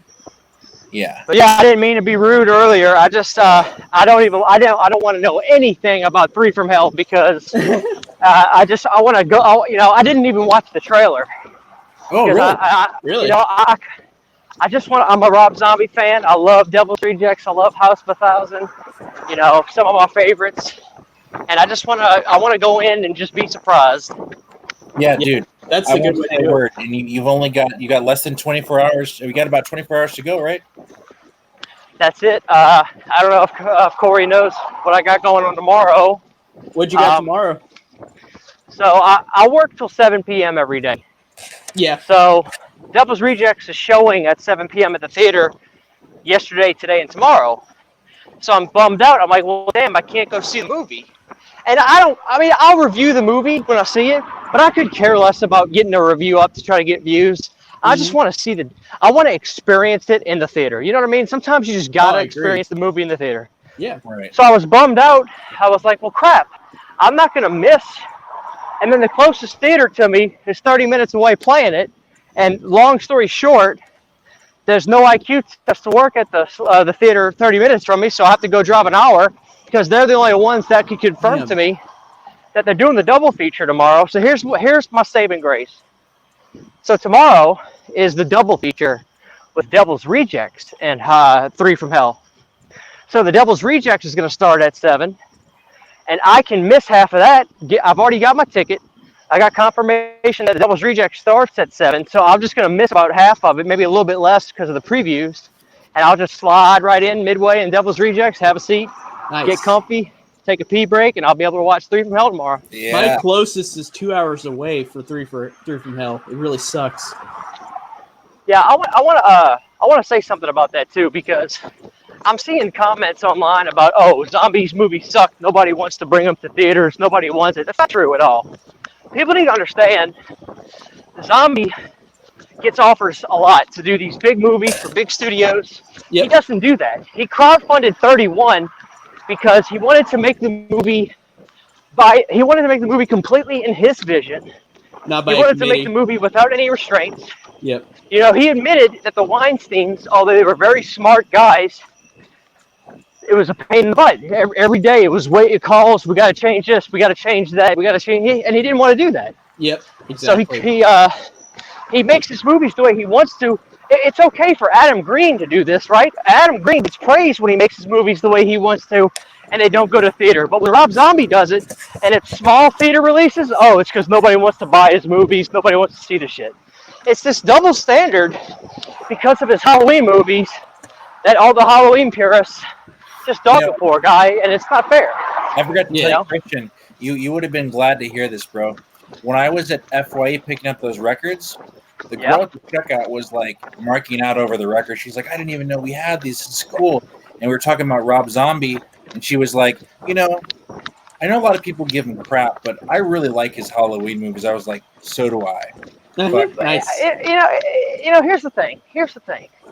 It's not a matter of I'm saying people have to just like it or, oh, no, you're watching it wrong. It's just, I mean, okay, Corey, I'm going to give you my speech that I gave Drew. That's fine, yeah. And it's short, but I'm going to make it sweet. Because I don't know if you're a Halloween fanatic or if that's your favorite franchise. Yeah, I like it a lot. That's fine. No. This is not a rant. This is just something I want to express that I don't think people realize, okay? Yeah. Okay. I'm going to play along with me. I'm going to say that you have the notion of, and just play along with me. I'm not saying you feel this way, but you don't like Rob Zombie's Halloween. You're a Halloween big fan. You love the original, and you hate the aspects of the swearing. You hate the aspects of the going behind the scenes with Michael. You don't like it. It's just ridiculous. It's totally not John Carpenter's Halloween. I'm not saying you feel that way. Play along with me, okay? Yeah, of course. Okay, that's totally fine. I'm not saying you need to like the movie at all, but here's the thing. The remarks you hear a lot, Rob Zombie destroyed the Halloween franchise. Rob Zombie nearly killed Halloween. He nearly put it on the he nearly put Halloween in the ground for good. Okay. Both movies made a shit ton of money at the box office, but what does that matter? Here's my point. Okay, I'm going to give you merit. Like I said, play along with me. I'm going to give you merit. That's how you really feel, okay? Let's say you really feel like that. That's the way you feel as a fan. That's totally fine. Why are you mad at Rob Zombie? Why are you not mad at Miramax? And people look at me like, what are you talking about? Here's the thing, Corey. Rob Zombie was approached by Miramax. The Weinsteins wanted Rob Zombie to do the movie. Rob Zombie didn't go out of his way to say, hey, let me do Halloween. He gets approached by the brothers to do the movie. Rob Zombie then makes the Halloween that he wanted to make. If you're going to be mad at somebody, be mad at the person that hired the hitman. Don't be mad at the hitman. The hitman's just doing his job. Corey, if I hired a hitman to kill you, and you stop this from happening, yeah, you're going to be like, what the hell are you doing? This hitman's trying to kill me. What kind of conversation are me and you going to have? Are you not going to be more mad at me for trying to kill you? Oh, yeah. Obviously, it's a very hard metaphor, but my point being, Give Miramax some hell, guys. Lay off a zombie. All he did was the job he wanted to do. I mean, for Christ's sakes. Exactly, That's my gripe. That's my gripe to the Halloween fans. Yep. Whether you like the movie or not is irrelevant. You know, now I care about what you think, but I'm just saying whether people like the movie or not is irrelevant. But saying he tries to destroy the franchise, I mean, it's ridiculous. Whenever so people say that anyways, it's like, it doesn't make any sense, because usually it's like, it's more fan reception than anything, like, I've realized. I've got to be honest, Corey. I mean, I'm not vocal on Facebook. I'm not vocal in groups, and that's by design. First off, I just don't like... Yeah. Here's the thing, Corey. If you enjoy a movie, Corey, let's say you just got out the theater and you saw... let's say you just came out of the theater, you just saw It Chapter 2, and you're like, oh my God, Christian, it was awesome, Christian. Oh, there was this one scene. Oh, dude, I'm just pumped up right now. Dude, it was awesome. And I just go to you and say, nah, that movie was fucking terrible. And I just bring you, and I'll bring you down. And I'll bring you, you're on this high, man. You just saw this really cool movie you love. And then I just come in and I take all that energy you got and I just suck it right out of you. I hate when people do that. That's the cruelest thing. Yeah. That's the cruelest thing I could ever do. Me and Drew don't like some of the same movies. But you know what we say to each other? You know, I say, well, Drew, here's why I like it, though. And Drew would be like, you know what? That's cool, dude. Here's a perfect example. I'm just going to air out some laundry. Drew doesn't like Jason Takes Manhattan. Totally fine. But he was asking me, well, Christian, why do you like it? And I said, well, you know, I just think it's really silly, and I think it's funny, and I have a good time with it. And he's like, well, you know what, dude? Totally understand that. That's cool. I'm so glad you like it. The dude went out of his way to say, dude, get your butt to Spencer's. They got a Jason Takes Manhattan hoodie because he knows I like it. If the world could be like that, specifically the horror community, Corey, you would be even more happy to be a horror fan. But it's tough, man, because everybody's a critic. Everybody is this Roger Ebert. Everything is, you know, you got these people that get on YouTube and just like, it's so trendy to just, not just to review it, but to talk like these people have journalism degrees. You know, it's just like the character development in this is just, and there's a bunch of people that do this. And I'm not hating on them. I just scratch my head like, I'm not a movie critic. I'm a guy that punches the clock every day and watches movies for fun. I know what I am. You know what I mean? So it's just, when I review a movie or talk about a movie, I'm like, man, this movie entertained the hell out of me. I was laughing, I was crying, I was hooping and hollering. Man, this movie just didn't really do it for me. It kind of was, it was a chore to watch. It was a little bit boring. But I'm not gonna dare try to tell you, oh, well, the writing was god awful. You know, because I totally looked at the script for this thing, for God's sakes. You know what I mean? So it's tough, man. It's just, that's why I try to do my thing, man, and I just try to have fun. And I see you guys doing that. All y'all try to do is have fun on YouTube, and I love that. So that's why I want to be a part of what you guys are doing. Sweet. Yeah, no, I totally agree. I'm finished. Sorry. Rant over. I totally agree, though, because like, I never want to go up to somebody and just like, if I don't like a movie, I really don't be vocal about it. I like to just, if somebody loves something and I don't really say that, oh, it was horrible. I just say, oh, I'm glad you liked it. Because it's like, I like when people have different opinions. I really do, because that's what makes people unique. Absolutely. And we're all different, Corey. My lifestyle will affect the movies I like. Your lifestyle will affect the movies you like. Yep, exactly. Everything about you that makes you has an effect on what you enjoy. Yep. You know, so that's why it's, once again, you know, I mean, I really scratch my head at these people that just want to say something is so terrible. It's a painting. Either like the painting or you don't. But who's to say it's terrible? I mean, good Lord. And even if you don't like something, you shouldn't like force it on somebody else. It's like, just don't just say you don't like it and move on. You don't have to force it. Is what a lot of people do. I've realized. It's really it's a shame, man. And the worst of it I see is the Halloween groups. I'm not in any of them. Actually, I take that back. I'm in one. Mm-hmm. I've never said a word in it. I just observe. You know, I'm like at the zoo and I'm looking through the glass. Observe the monkeys. Yeah, that's what I see. It's so vile and it's so disrespectful. I mean, all you gotta do is go to like Halloween movies fan page or whatever, one of those pages with like 20,000 people, and just look at the arguments, for God's sakes. I mean, look at it's like we're all the same team, guys. Mm-hmm. You know. I don't know. It's nuts. I swear it's nuts, guys. But you guys are doing a good thing. So that's why I like what y'all are doing. Y'all just talk. You have fun. You bring each other up. Somebody gets something new. It's like, hell yeah, man. That's awesome, man. I'm so glad you got that. Yep. You know, Corey, you like a movie? Dude, Corey, that's awesome, dude. I'm so glad you. Why can't, you know, it's not drama. It's not as fun to the viewer sometimes, but we're grown, you know. Well, I don't want to say grown adults, but, you know, we're, you know. Oh, well, the thing I think is funny is just, like, I don't know how to word it. Like, whenever I do videos and I really don't like something, I say beforehand, if you like this, that's fine. I really didn't like this. And I always want to point out, my opinion is not everybody's. Like, you should like it your own way, like, or dislike it your own way, whatever. Well, like, and Corey, that's all it takes. You know, yeah, that's really exactly. all it takes. I just did a review on Diary of the Dead, and I, for some reason, just don't like that movie. And I'm like, man, I just couldn't find anything I liked about it, so this is just going to be about me not liking it. And if you like it, that's awesome. And I really like when you have the different opinion, too. Yeah. And here's the thing. I don't mean to sound like a dictator, like people need to do this. It just makes me want to. Here's what I'm getting at.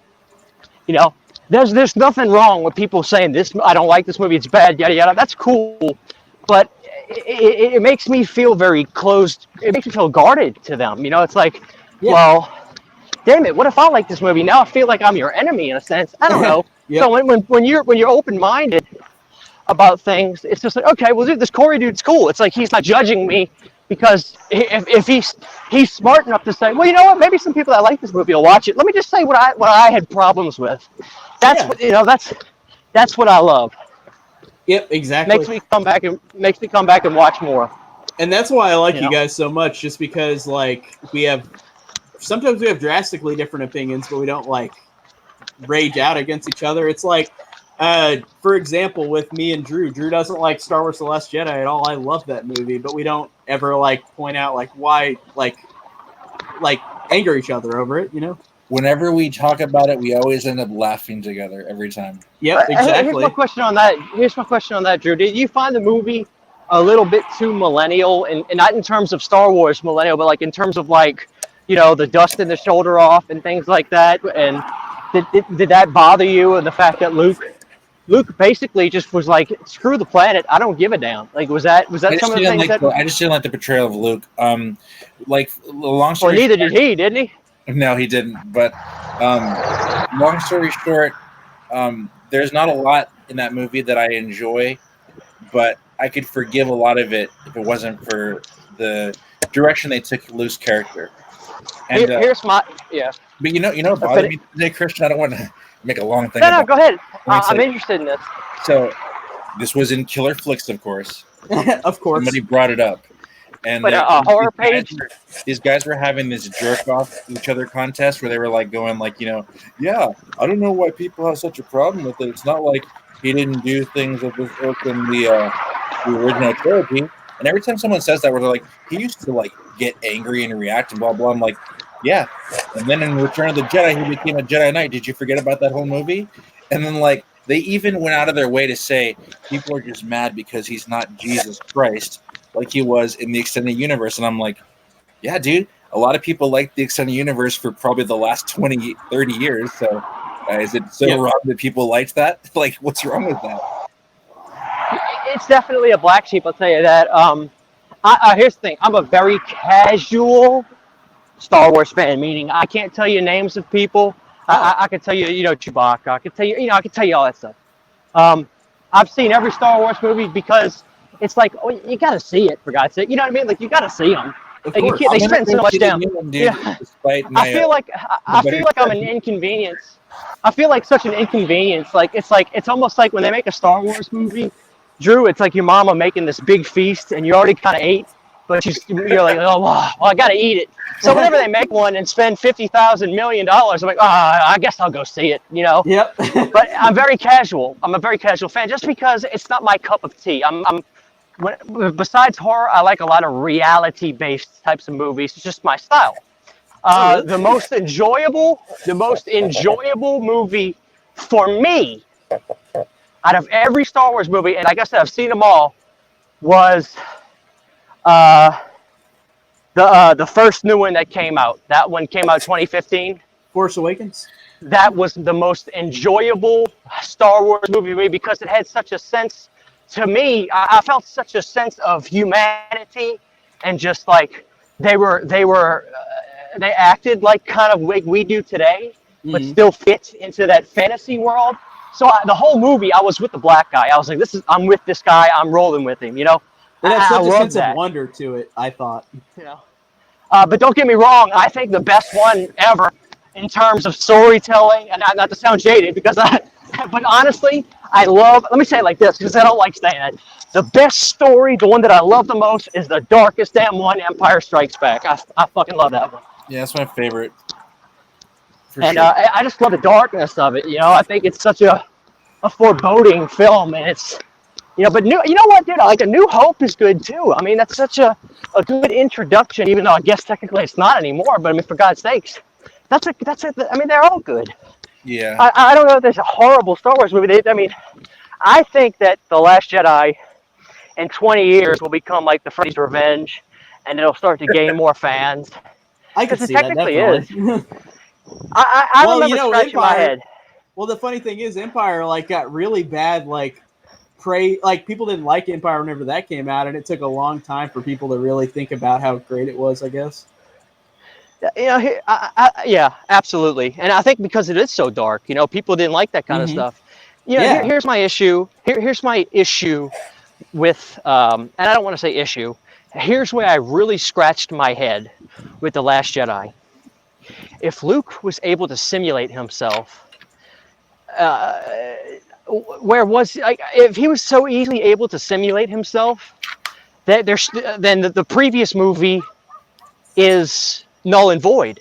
Luke could have been sitting on his ass and simulated himself in the previous one, and he could have fought the kid Jedi. I mean, he could have fought the kid Vader. I mean, I struggle to wrap my mind around if he could armchair quarterback that whole time. Why didn't he armchair quarterback? You know what I mean? So that was I scratched my head at that. Well, but in terms of laughing, yeah. You got two different writers. It's not collaborating together. Well, absolutely. And my brother, who is a Star Wars fanatic, said that apparently it was supposed to be different directors for the next one. But because the backlash was so incredible, apparently they're beating on J.J. Abrams' door, saying, "Oh my God! Oh, we need you! We need you! We need you!" So I'm assuming he's doing this third one. Yeah, he is. So well, I thought that I don't know if this is true, but I thought that Rian Johnson wasn't going to do the next one regardless before the movie came out. I don't know if that's true though. I thought that's what I heard. Directors for the new one, because Colin Trevorrow was going to be in 9, I think, and then they got rid of him. But see, here's my problem, guys. Here's my problem with this. Yeah. Back in the 70s, guys, and I know Drew can attest to this, I don't know what kind of music you listen to, Corey. Back in the 70s, Blue Oyster Cult would make an album. If it didn't do good, they'd have their ass back in the studio in 6 months. They'd just do another one. And if that one didn't do good, they'd do another one. Then before you know it, here comes Don't Fear the Reaper. They do another one. Then that one ain't good. Then they do another one. Oh, Burning for You. What I'm getting at is I wish they would 70s movies today, and instead of retreating, and instead of doing what I'm going to consider just going to be a greatest hits movie, basically bringing J.J. Abrams back to do the same song and dance, give another guy a shot. Just because this one guy didn't get the fan reception, fuck the fan reception. Let's get somebody else in here with a brand new brain, with a brand new sensibility to him. Stop playing it safe, Disney. For God's sakes, the movie is going to make a fortune regardless. There could be the next big director out there begging for the chance to get this big break and make this movie, and he could be a star and make the best Star Wars movie ever. Just like Rennie Harlan did when he was a nobody and begged to be on Nightmare 4. He did the movie. I agree on that. So, well, you know what those Marvel movies, the Marvel movies they've been doing lower grade directors for those movies, which I really do like, and they're giving them a name. There's some great minds out there. J.J. Abrams has nothing to prove. He's done the Star Wars movie. Now, I'm not going to say take the job away from the guy, but I'm saying, Disney, have some faith in your own direction. Don't retreat and listen to just the fans. Do you think George Lucas listened to the fans? Are you kidding me? He completely redid his own movies, despite the fact that the fans won't leave him alone. So to hell with this. Listen to the fans now. I mean, Drew, am I right? Get another director in there. Give somebody else a shot. At the end of the day, dude, if they want to experiment and stuff, that's perfectly fine. I think your perspective is definitely on point. Definitely try things they can afford to. You never know. But as a fan, okay, give it to me real though, because I feel you're kind of riding the fence. As a fan, are you kind of nervous and just like, well, I'm done. let's just get J.J. Abrams I don't back care in there? anymore. They lost me with The Last Jedi. I don't care anymore. Okay, so you're not, So, you're not at going this point, I told Corey, I'm excited to see The Rise of Skywalker because I'm excited for the potential of a shit show. But that wasn't me with The Last Jedi. I went in with The Last Jedi, Jesus Christ, this is going to be amazing. Oh my God. I was marking. The name of the movie and everything, it sounds like it's going to be a hit, right? When The I Last left Jedi. The Last Jedi, Christian, this has never happened to me in my entire life. And I've watched many movies. When I left The Last Jedi, I felt very weird. I didn't know what the hell to feel. It was strange. It was just, like I said, man. It wasn't like a thing where it was like, it wasn't like a thing where it's like, oh, I don't know if I like that. It was like, did I understand everything? I'm kind of confused. It doesn't make sense to me. And I watched it. I watched it Thursday night when it premiered, the next night on Friday, and the next night on Saturday. 3 nights in a row, I went to see this movie. I just couldn't convince myself that I liked it. All right. I mean, I tell you, man, I'm with you a little bit. Like I said, the armchair quarterbacking thing, the whole movie. Why didn't he do that? The previous movie, if he didn't want to leave, he didn't have to leave if he could simulate himself. Did he just figure this out? I mean, did he figure? It wasn't a preconceived idea. That was something that they did with Rian Johnson's direction. Okay, now let me ask you this, Drew. Yeah. Let's say the girl finally got his ass on the ship and just brought him over, and you saw the movie play out the exact same way, and I mean everything was the same. Just he actually got off his ass. Good movie. Better, but I still wouldn't forgive what they did with the character because you just I can't get on board with cynical Luke Skywalker. I can't do it. It is very millennial, right? I mean, that kind of character. I mean, Star Wars is very timeless. It is very timeless, and that character seems very Will Ferrell old school movie. You know what I mean? Like that kind of. I've never thought of that comparison. You know what I mean? Just that kind of to hell with it. I'll do it tomorrow. Yeah, no, dude. It was I don't know. It's like I want to be fair and say, you know what? Some people liked this. It worked for them. That's cool. I just if I could have it my way, I would just rather they just didn't use Mark Hamill. Just use somebody else. Just recast him because seeing him do that, seeing him suck on that fucking titty milk, it just depressed me, dude. I can't get on board with that. Yeah, well, I mean, I know he didn't like it either, but you know what though? Like we talked about, Corey, you liked the movie, right? You're entertained by it. You have a good time, right? Yeah, I really loved it. and that's awesome. Man, Drew, obviously he's cool with that. I trust me. If I would rather be Corey and like the movie. I don't want to dislike it. I saw it. Yeah. I watched that movie a total of 5 times. I wanted to like it. I didn't want to. I'll tell you what, man. One of my biggest, and this is, I said from a casual. I'm gonna leave off with this because I gotta get in the shower and everything. But one of my biggest, not complaints, but bummed out was, I think it was Rogue One. I went into this movie. My brother is a Star Wars fan. He loves Star Wars. He goes, Christian, this movie is awesome. As much as explosions and crazy crap was going on, I was just bored. But I guess it's because I'm not into that kind of movie. Now, I'm assuming you guys enjoyed Rogue One. I liked Rogue One. Yeah, that's the Disney one I liked. And was it okay? So I never finished it. Mm-hmm. I got it on Blu-ray. Maybe I'll tell you what. I ought to put it on tonight. The ending was so good. The ending was so good. Well, you gotta watch the ending. If memory serves, which one has Darth Maul at the end? Is it that? That's Solo. That's Solo. Okay, so do I need to see Solo for Darth? Okay, really quick. Make this quick. Somebody make it quick. Whoever's the bigger Star Wars nut, take it away. How does that make any sense? Just a brief cliff notes. How does that make any sense? No, with Darth Maul. Darth Maul didn't die in the in episode 1, and they continue his story in the Clone Wars series. Okay, so hold on. Where did he fall down to? Was that a slip and slide? You telling me? Because I have slip and slide. I don't remember exactly where he fell, but he gets mechanical legs as the. He showed up, lost a damn arm. I know that. Didn't he get a fucking blade through the stuff? What did he get? That didn't. He got sliced in half. Here's my big. Okay, I'm going to get pissed off. Here's my biggest complaint. Then I'm out of here. Okay. Qui-Gon Jinn would never lose before the other jackass. Qui-Gon Jinn was the best Jedi in the entire. Liam Neeson. Samuel Jackson. Qui-Gon Jinn was the best. Am I right? Is Qui-Gon Jinn top 5 Jedis? Yeah, he's definitely one of I the think he's great. Tell me Samuel Jackson didn't get the credit he deserves. Tell me Samuel Jackson should have got his scene. Did he fight it all in episode 2? Yeah. Yeah, he destroyed Jango Fett. Chopped his head off. Okay, I gotta see these movies again. I just remember. Okay, Drew, have I ever told you what my favorite color is? Purple. What color was Samuel Jackson's lightsaber? Purple. Nice. Yeah. He had such a cool lightsaber. He does. Okay, I'm gonna say this real quick. Then I gotta go. After this. Why do people have a problem with Samuel Jackson being a Jedi? I see this every now and again. Somebody explain to me. I think people complain. Like, I don't either. He just wanted to get on the money train. He just needed to get on the money train. Oh, they just needed to have a black Jedi. They just needed. I see this a lot, guys. Tell me why this is. I don't know. Those are some weird people. I don't even think of him as a black Jedi. He's just. You know what I think? I think Star Wars fans just, at the end of the day, are going to find something to not like in any of the movies. No doubt about that. So that's all right. Well, this is what I'm going to close off with, guys, because I can go on and on.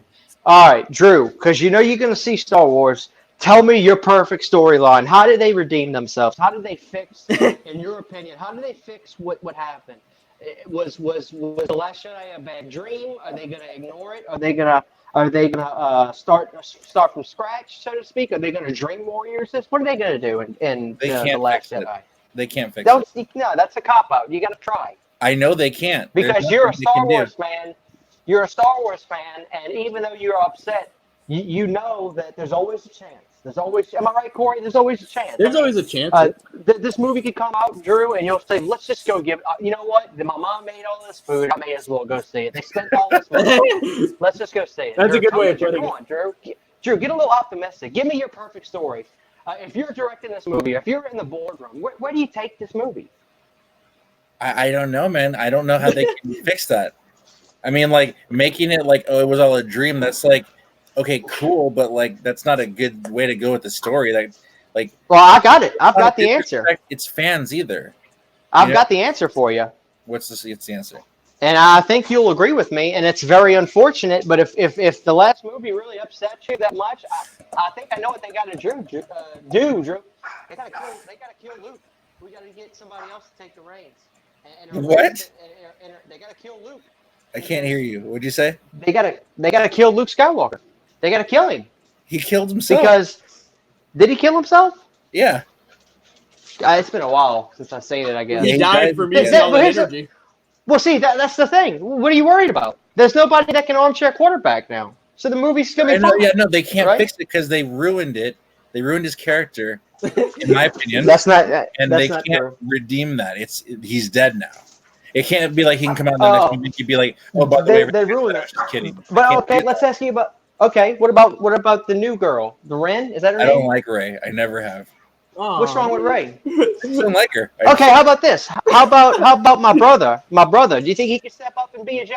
Or is he taking the role of Han Solo? You're talking about Finn? Finn. Yeah, I don't like him either. Oh man. You see, that's where you're wrong. Finn. I mean, Finn's my boy. I thought Finn was fantastic. I wasn't a fan, to be honest. Were you a fan of The Force Awakens? Tell me that, dude. Tell me The Force Awakens wasn't just 20 times perfect little story.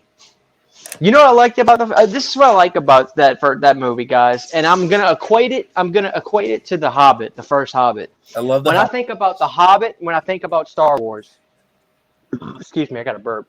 I think about these massive worlds with massive problems, right? That's what kind of draws me away. It's like, oh God, I got to worry about the Republic oh, a Tatooine over here. Oh, what's this over here? What I really liked about that first Hobbit and then The Force Awakens was it was so simple storytelling. And it was very easy for me to jump in this, not knowing what all this is about, so to speak. And okay, so this girl, okay, she's just doing her thing. She's got to work hard to eat. She's got to sell stuff and make stuff to pawn it off to get food. It started out so simple. You can get crazy for me, but then I'm with you. That's what I really liked about jumping into that Star Wars movie, because I was very concerned. I was like, oh God. So I called up my brother. I was like, Trey, remind me what happened with this person. Remind me what happened with this person. What about this? And Trey says, Christian, don't worry about that. Just go see it. And when he told me that, I was like, okay. And when I did that, I was like, this movie's fantastic. I had such a good time. It really was a good stepping stone for people who either haven't seen the rest or kind of forgot about the rest. Force Awakens. I thought it did a good job of that. Just introducing you again to this world. The thing with Rey where they lost me was when she just out of nowhere was able to Jedi mind trick. Like, that just lost me. Well, because she did it so quick? Yeah, she did it effortlessly. You just tried it and it worked.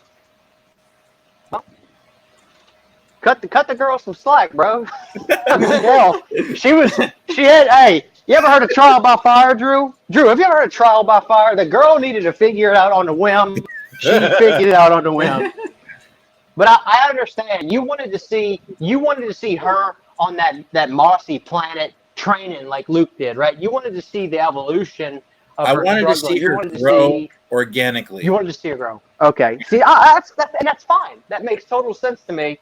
But hey, baby, we got an hour and a half. We gotta get butts in the seats and butts up for the next seating. So that's probably why they didn't do none of that. That's a good way of putting it. But then again, that movie probably was pretty long. Guys, look, here's the deal. At least 2 hours.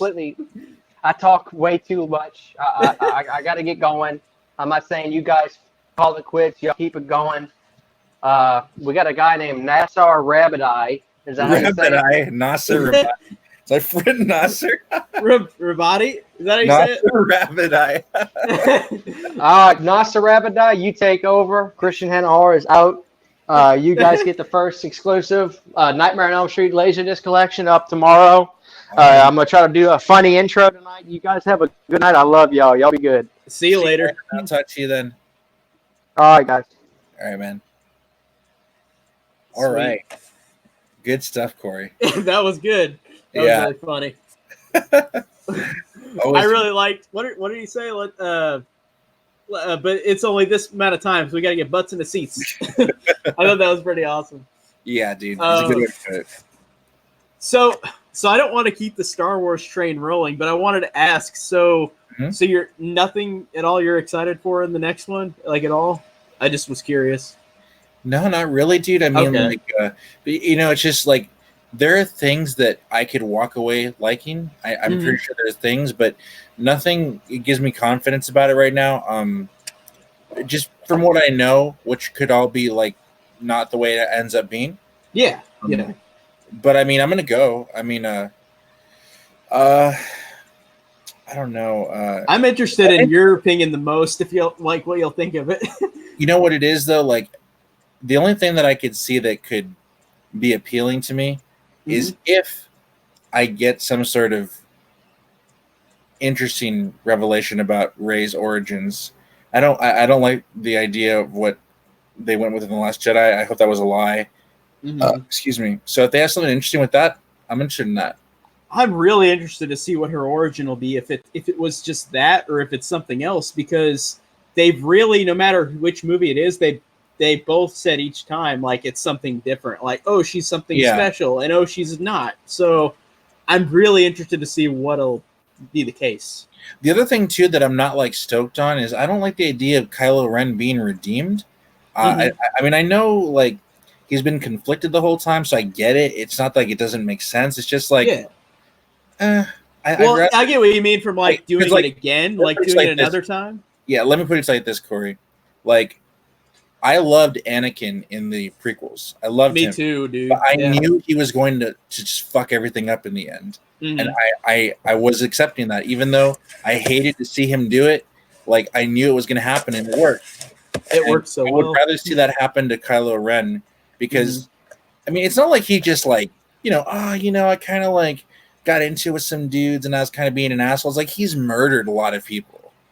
I think I don't think that he deserves to like just all of a sudden be like, okay, you're good now, man. Like, no, like I think he has some things due to him, and I'd like to see that come full circle because you don't want to like excuse the horrible things he's done.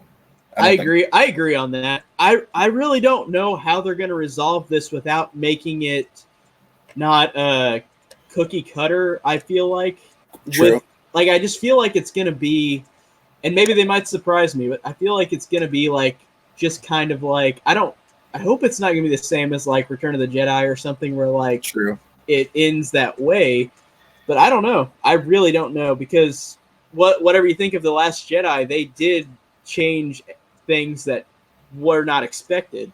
So very much so, yeah. So I do really wonder what they're gonna do with this next one. Really, the thing that I just can imagine is so frustrating, dude. Like, is like you make The Force Awakens, you set this template, and I'm sure he had an idea of where he wanted to go with things. I have to imagine in his head he did. Yeah, you have someone come in and do something completely different.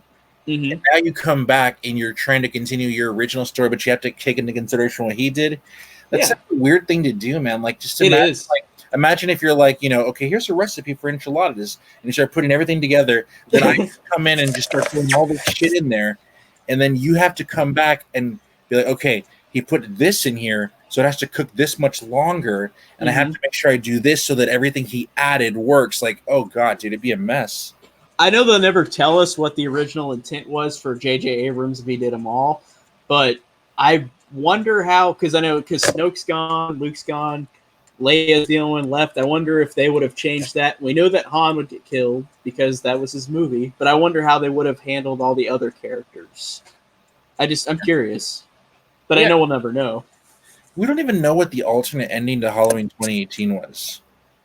Well, I thought it said online what it was.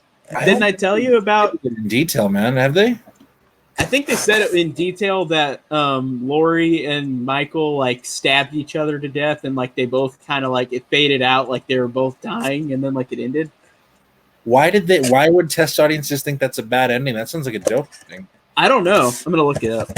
Maybe it was a freaking 15-year-olds, to be honest, dude. Just like Halloween 6, where like they had like 14-year-olds that like wanted Friday the 13th gore, and like so they made that movie so incomprehensible.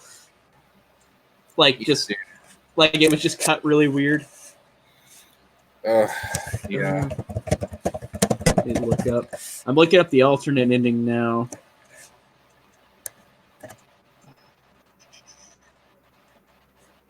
Yeah, I found. Okay, so.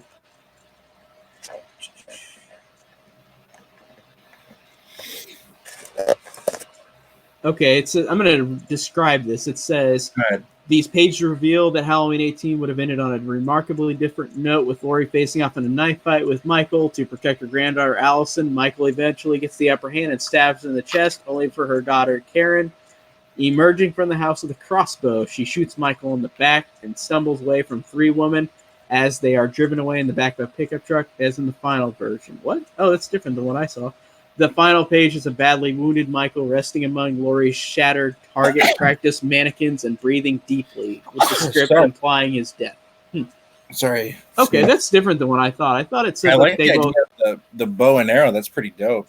Yeah, I guess I just heard differently. I swore I heard them both like dying together. Like that would have been like a cool way to end it. Oh, dude, it was very like sudden and yeah, it was weird.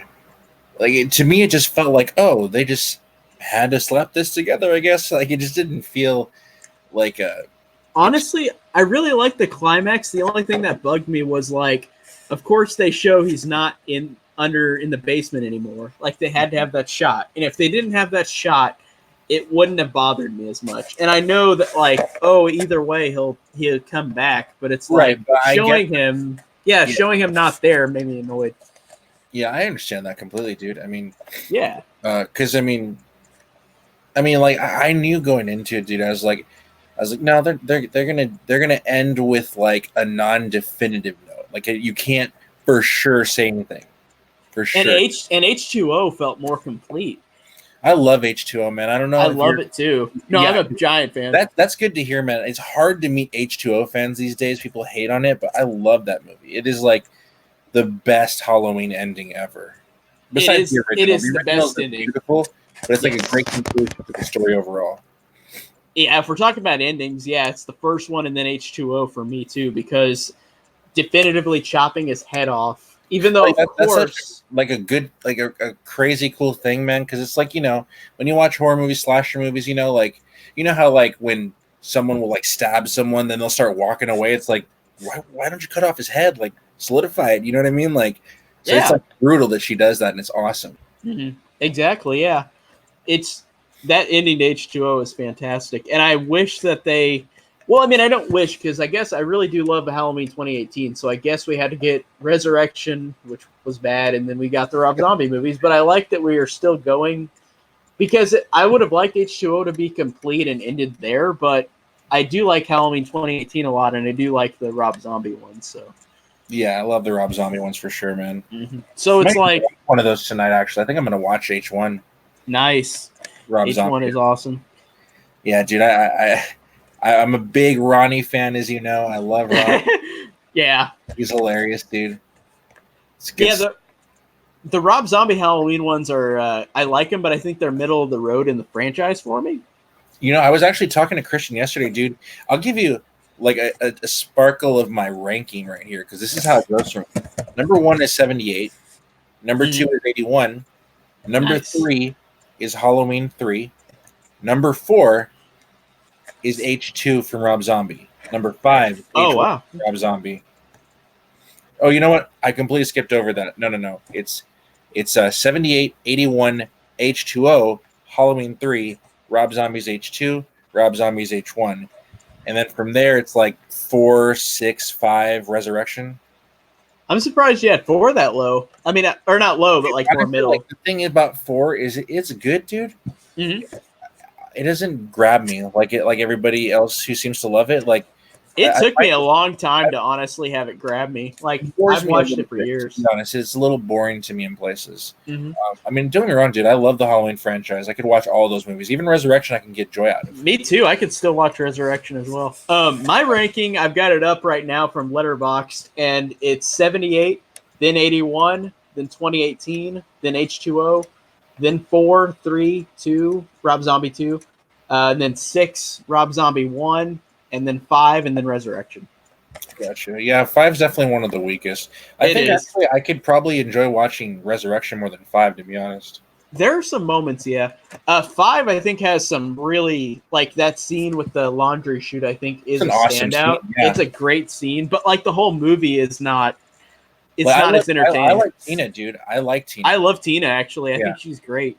I like Tina. She's one of those people I completely disagree with about her being horrible and being annoying. I think it was in fucking Killer Flicks of all places, of course, right? Of course. Who do you hate more, Tina or Ronnie? And I'm like, I love both of them. Like, what? I don't even like them. I can't remember if I responded to one of those one time, but I said instead, what about Jen from Halloween Resurrection? Do you remember which one she was? No. Who's that? She's the blonde, Katie Sackhoff. Like, she's the one who's the annoying friend of the main girl. Like the one who like puts her shirt up and it's just her bra, yeah, like that girl. Yeah. I thought she was really annoying. Tina's way better than her. Way I love Tina. Yeah. But yeah, I was saying that Jen's way worse, I think, that character. Yeah, definitely. Easily. But yeah, my ranking is really, it always changes. I never feel the same way about the Halloween films. I can see mine changing because, like, I definitely appreciate Halloween 6 more than I used to. I do. Especially me too. The 2 different cuts, there's different things to like about them. One thing that I don't hear a lot of people agree with me on, I like the producer's cut ending more. I know some people don't like that, but I'm like, I love it. I like seeing that Martha Thorne come on Loomis. It's like horrifying. I don't mind it, but I just think it's kind of goofy, in my opinion. Just with like the Michael standing there with the runes. Yeah, I know some people don't like that, and I understand that. I get the. But reason. I don't hate it. I'm just like, it's just a little silly. Just in my opinion. So yeah, but that's the thing is both cuts still don't make that movie like cohesive enough for me. Yeah, they need another cut with like different stuff from each one. Yeah, they definitely do need to do something to make it work. It's all over the place. So what do you think about the Halloween Kills news with like having Lindsay Wallace and Tommy come back and having, I think Sheriff Brackett might have been announced to come back. Maybe I don't know if he's official, but yeah, I've heard something. I don't know if it's official about either. that. Oh hey, what's up, Derek? Oh, Derek's here? Yeah. Okay. Awesome. The way I feel about that is that I like the idea of Tommy and Lindsay coming in and taking over the film. I like that because I don't like her granddaughter. I don't like her. Like, she doesn't do anything for me. I don't like her daughter either. Mm-hmm. So if they could be replaced with Lindsay and Tommy, I'm down with that. Hell yeah. Because I like Aaron Michael Hall. Oh, yeah. That's cool that he's going to be Tommy. Yeah. And I really like that Kyle Richards is back, like, after 40 plus years. That's so cool that she's coming back. And she's been in like that Celebrity Housewives or whatever. So That's what I heard, So she's been prevalent on like acting or I guess. So like she's still been prevalent in like media. So I think that's cool that she's coming back. Like the guy who played Tommy, I don't think has been. So, yeah, he hasn't. But that does make sense. Yeah. Derek doesn't really like him either. Yeah, no, they don't do anything for me. I didn't. Neither of them grabbed me. Not at all. The best thing that Allison brought to the table was John Carpenter making that awesome theme for her. That's it. Dude, that's one of the best like musical cues. Oh my god. I'm so excited, Corey. I just love it. Since I got the new turntable and I can actually listen to the stuff that comes in, I cannot wait for that Halloween 2018 record to come in, dude. I'm actually jealous because there's a few variants, right? In different places, and the Waxwork Records variant is already shipping. I don't think the one that I ordered, which is directly from Sacred Bones, I don't think that's coming till October, so I have to wait even longer. But it's a cool variant. It's a glow-in-the-dark one I got. Yeah, nice. Okay. Yeah. I've been listening to the album on Spotify. It's a good dude. I've listened to it many times. Hey, Corey, can you excuse me for a second? I just got to go to the restroom real quick. Well, I'm gonna make dead air and get a bottle of water. I'll be right back. Right, cool. We'll both be right back. Yep.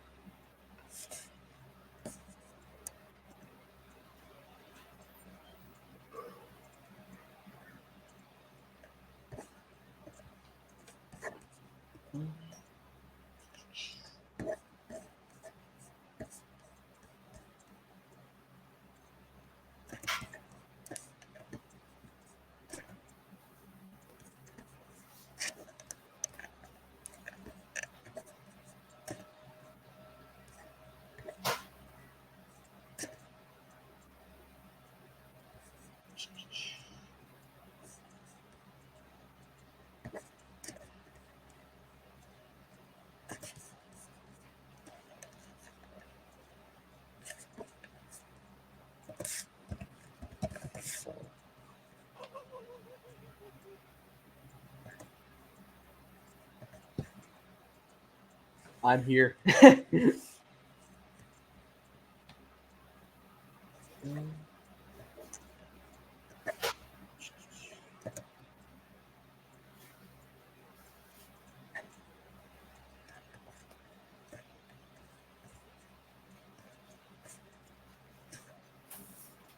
All right, I am back. I don't know if you are. Yeah, I just got back. Yep. All right, right on time. I had to get some water because I've talked so much. Yeah, I feel you, bro. I had a little beverage with me, but surprised to find I had more in my fridge, so that's dope. Nice. Oh, Derek said Alien or Aliens, which is better? Of course you picked that. That's hard to choose. Oh, man. You know what? Alien is always going to be my number one, but that's no disrespect towards Aliens because it's damn good. Derek, I just watched both your reviews, and they were both great. It's so hard to choose between both of them, but I'm gonna have to pick Aliens. Like Aliens, I feel like has the better last act for me, even though I love the Alien last act. What about you, Drew? Yeah, I mean, it's been a long time since I've watched Aliens. I know as a kid, I loved it a lot, but I love Alien for its slasher elements. That's really what wins it over for me. But the thing I love is like you're choosing between two masterpieces. It's like how can you choose one over the other? But I just pick Aliens for the climax, I guess, because that is one of the best action sequences I've ever seen. No denying that at all, bro. Yeah, it blows me away with that ending. Like it is one of the biggest like cheer endings ever, and like just suspense endings. I just love it. Derek said I'm going with Aliens 2, better first 30 minutes and pacing. Yeah, Alien is more of a slower building movie, which I appreciate. And usually I'm the opposite for that. I usually like slower pacing, but Aliens I choose over Alien. But again, it's like choosing between two masterpieces. So, yeah, I hear you on that, bro. Mm-hmm. Have you seen all the Alien movies, Drew? I have seen them all. It's been a long time since I've seen 3 or 4, but I did like just several months ago. I did watch the new ones, Prometheus and Alien Covenant, for the first time, and I really enjoyed them. You enjoyed them? Good. I like them too. I think they're fine. They're good.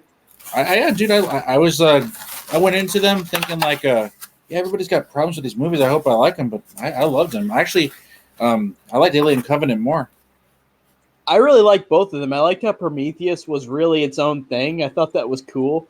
Mm-hmm. And then Alien Covenant, I really did love a lot of that a lot. And I really liked that girl that was like the Ripley kind of character. I forgot what her name is in the movie, but I thought she was great. She was also in Fantastic Beasts and Where to Find Them. Dude, I haven't seen those movies. Are they good? Fantastic Beasts? Yeah. Oh, yeah, I liked them both, but I'm a huge Harry Potter fan. No, yeah, me too. Like, I mean, are they good like continuations of the lore of the world, or? Yeah, they're definitely good lore movies. They're in like younger times, right? Like in the past. They're like the 1920s. Oh, sweet. Which is pretty cool. Yeah, I really enjoyed them both a lot. I thought they were really cool. I'm surprised you haven't seen them. I didn't even know they were Harry Potter related until like a year ago, and I just gotten around to watching them. Oh, Derek said Alien 3 isn't as good as the first two, but is underrated. I think Alien Under 3 is underrated too, especially the ending. I thought that sacrifice of her, like, with the alien baby inside her, like her killing herself to kill the alien, I thought was a good way to end it. Is there which version of Alien 3 do you prefer? I don't remember the distinction that much. What's that? What? There's multiple cuts, right? Yeah, I can't remember the difference between the two, honestly, for Alien 3. I think last year they made a comic of it that was supposed to be like an even more like of a director's cut or producer's cut or something. Uh-huh. What do you think about Alien Resurrection? I think that it's got some good like suspense moments, but it's really stupid. Couldn't tell you, man. It's been years since I watched that. Okay. Yeah. I do have the set though. I will watch it. I've got the Blu-ray set of the first 4, and then I've got the others on Blu-ray too. Yeah. Oh, Derek's leaving. See you later, Derek. The what's it called? The Alien 79 4K was fantastic. Loved it, dude. Oh, I would have loved to see it in 4K. That'd be awesome. Beautiful, dude. What have you been watching recently, like movie-wise? Well, I haven't watched a lot of movies in the last few days. I've been busy, but I watched John Wick 1 last week, and I really loved it. Oh, John Wick 1. I like the John Wick 1 and 2. I haven't seen the third one. I picked up the other 2. I started watching 2. I only got like 5 or 10 minutes in. I was enjoying the hell out of it, but just haven't popped a movie in. And tonight I really feel like watching some Rob Zombie stuff, to be honest. Nice. I watched Epic Movie for the first time, and I was talking about that earlier, and I really could not stand it. And then I watched. Imagine you would, dude. I mean, Everything about it sounds like it's going to be awful. Well, I'm always curious on like bad movies. Like I just like to see, and like my problem with that one, like some of the spoof movies I think are funny, but that one I have a problem with. It's just like, oh look, it's James Bond. Oh look, it's a Wookiee. Oh look, it's the Da Vinci Code. Like it's not making a joke. It's just showing something. Like, oh look, you know this thing. Right. Like, you know what I mean? Oh look, it's Borat. Like stuff like that. I'm just like, parodied Borat? What? They parodied Borat? Oh yeah, he's in there with his onesie. It's weird to parody a comedy. Huh. Yeah, it was weird. He's in it a couple times in the movie. It's really strange. But I saw that, and then I saw The Fanatic, which, speaking of another not good movie, The Fanatic was so entertaining. It was so funny. Was it? Yeah, it was awesome. Yeah, I do want to check that one out because it sounds like it's got that so bad it's good thing going on, which I do like. Oh yeah, it definitely does. Yeah, it's just insane because it's not really written that great. It's like basic stalker John Travolta and basic like celebrity that Devon Sawa plays, and they both just overreact where it's so unrealistic. It's just insane. It's funny though because it's just so crazy. Wow. Yeah, I've been hearing a lot of good things about it as far as how entertaining it is, but yeah, it's entertaining. Yeah, definitely will have to check it out. Let me 1 second. I didn't realize my laptop battery was so low, and I got the cord right here. Let me pop it in real quick. Hey. 1, 2, and plugged in. There we go. My light got bright all of a sudden. It's cool. Oh, and I saw the Night of the Living Dead remake, which I really liked a lot, like 1990 Tom Savini one. Yeah, dude. I'm looking forward to checking that one out because I mean, obviously, love Tom Savini. Oh yeah. I forget. Who's the actors in that movie? Tony Todd. There you plays go. Ben, and I forgot what the other girl's name is. Hold on, but she's not like a big actress. Patricia Tallman. Of Tony Todd, though, Corey, I'm really excited because I picked up Farewell to the Flesh recently. I can't wait to see that one. Oh, I forgot you told me about that. Yeah, that one's good. Yeah. I still haven't seen 3 yet. Yeah, no, I haven't heard anything good about 3, but me either. I'm definitely looking forward to Farewell to the Flesh, man. I've heard a lot of good things. And yeah, I want to say with that movie, it's not spoiling it, but I really like they really delve into like his past, so it's actually a really cool like continuation of the character. That's good. And you'll like what they do. Like they do a cool thing with it. That's dope, man. Mm-hmm. I'm trying to put that one up. If it's not on my list this week, it'll definitely be in my 31 days for sure. Nice. So are you gonna do 31 movies? Yeah, me and my friend Lauren from Lauren's Collection, we're gonna be doing a once a week video where we discuss the 7 movies we watched that week. Nice. Oh, Heartbreaker's on. What's up, Heartbreaker? Neither was the old me. I'm at Disney World. Oh, that's cool. He's at Disney World. Yeah, he's been at Disney World for the last few days, and he's been having fun there. Nice. I went there in 2012 for only first time I've gone. I haven't gone any other time. It was really cool. But I love Disney, so. But yeah. So I think I'm getting close to probably getting done with this. Do you want to talk for a little bit longer, maybe like 15 minutes? Sure, that's fine, Corey. Sweet. And then I'm probably going to eat something and then probably watch Dead Alive because I still need to watch that. Oh, dude, you're going to love that movie. I need to watch it so bad. It's so good, man. Like, I put that movie off way too long. That's a movie I always saw Blockbuster and Hollywood Video as a kid. I love the cover. Like, I loved it. The cover's so cool. I never picked it up, and, like, I watched it, and I was like, this movie is awesome. Like, it's so good, dude. How'd you watch it? Because it's really expensive. A bootleg copy. It's it's done by this, like, team who does remasters, and it has, like, extended footage and stuff. Nice. For like $20.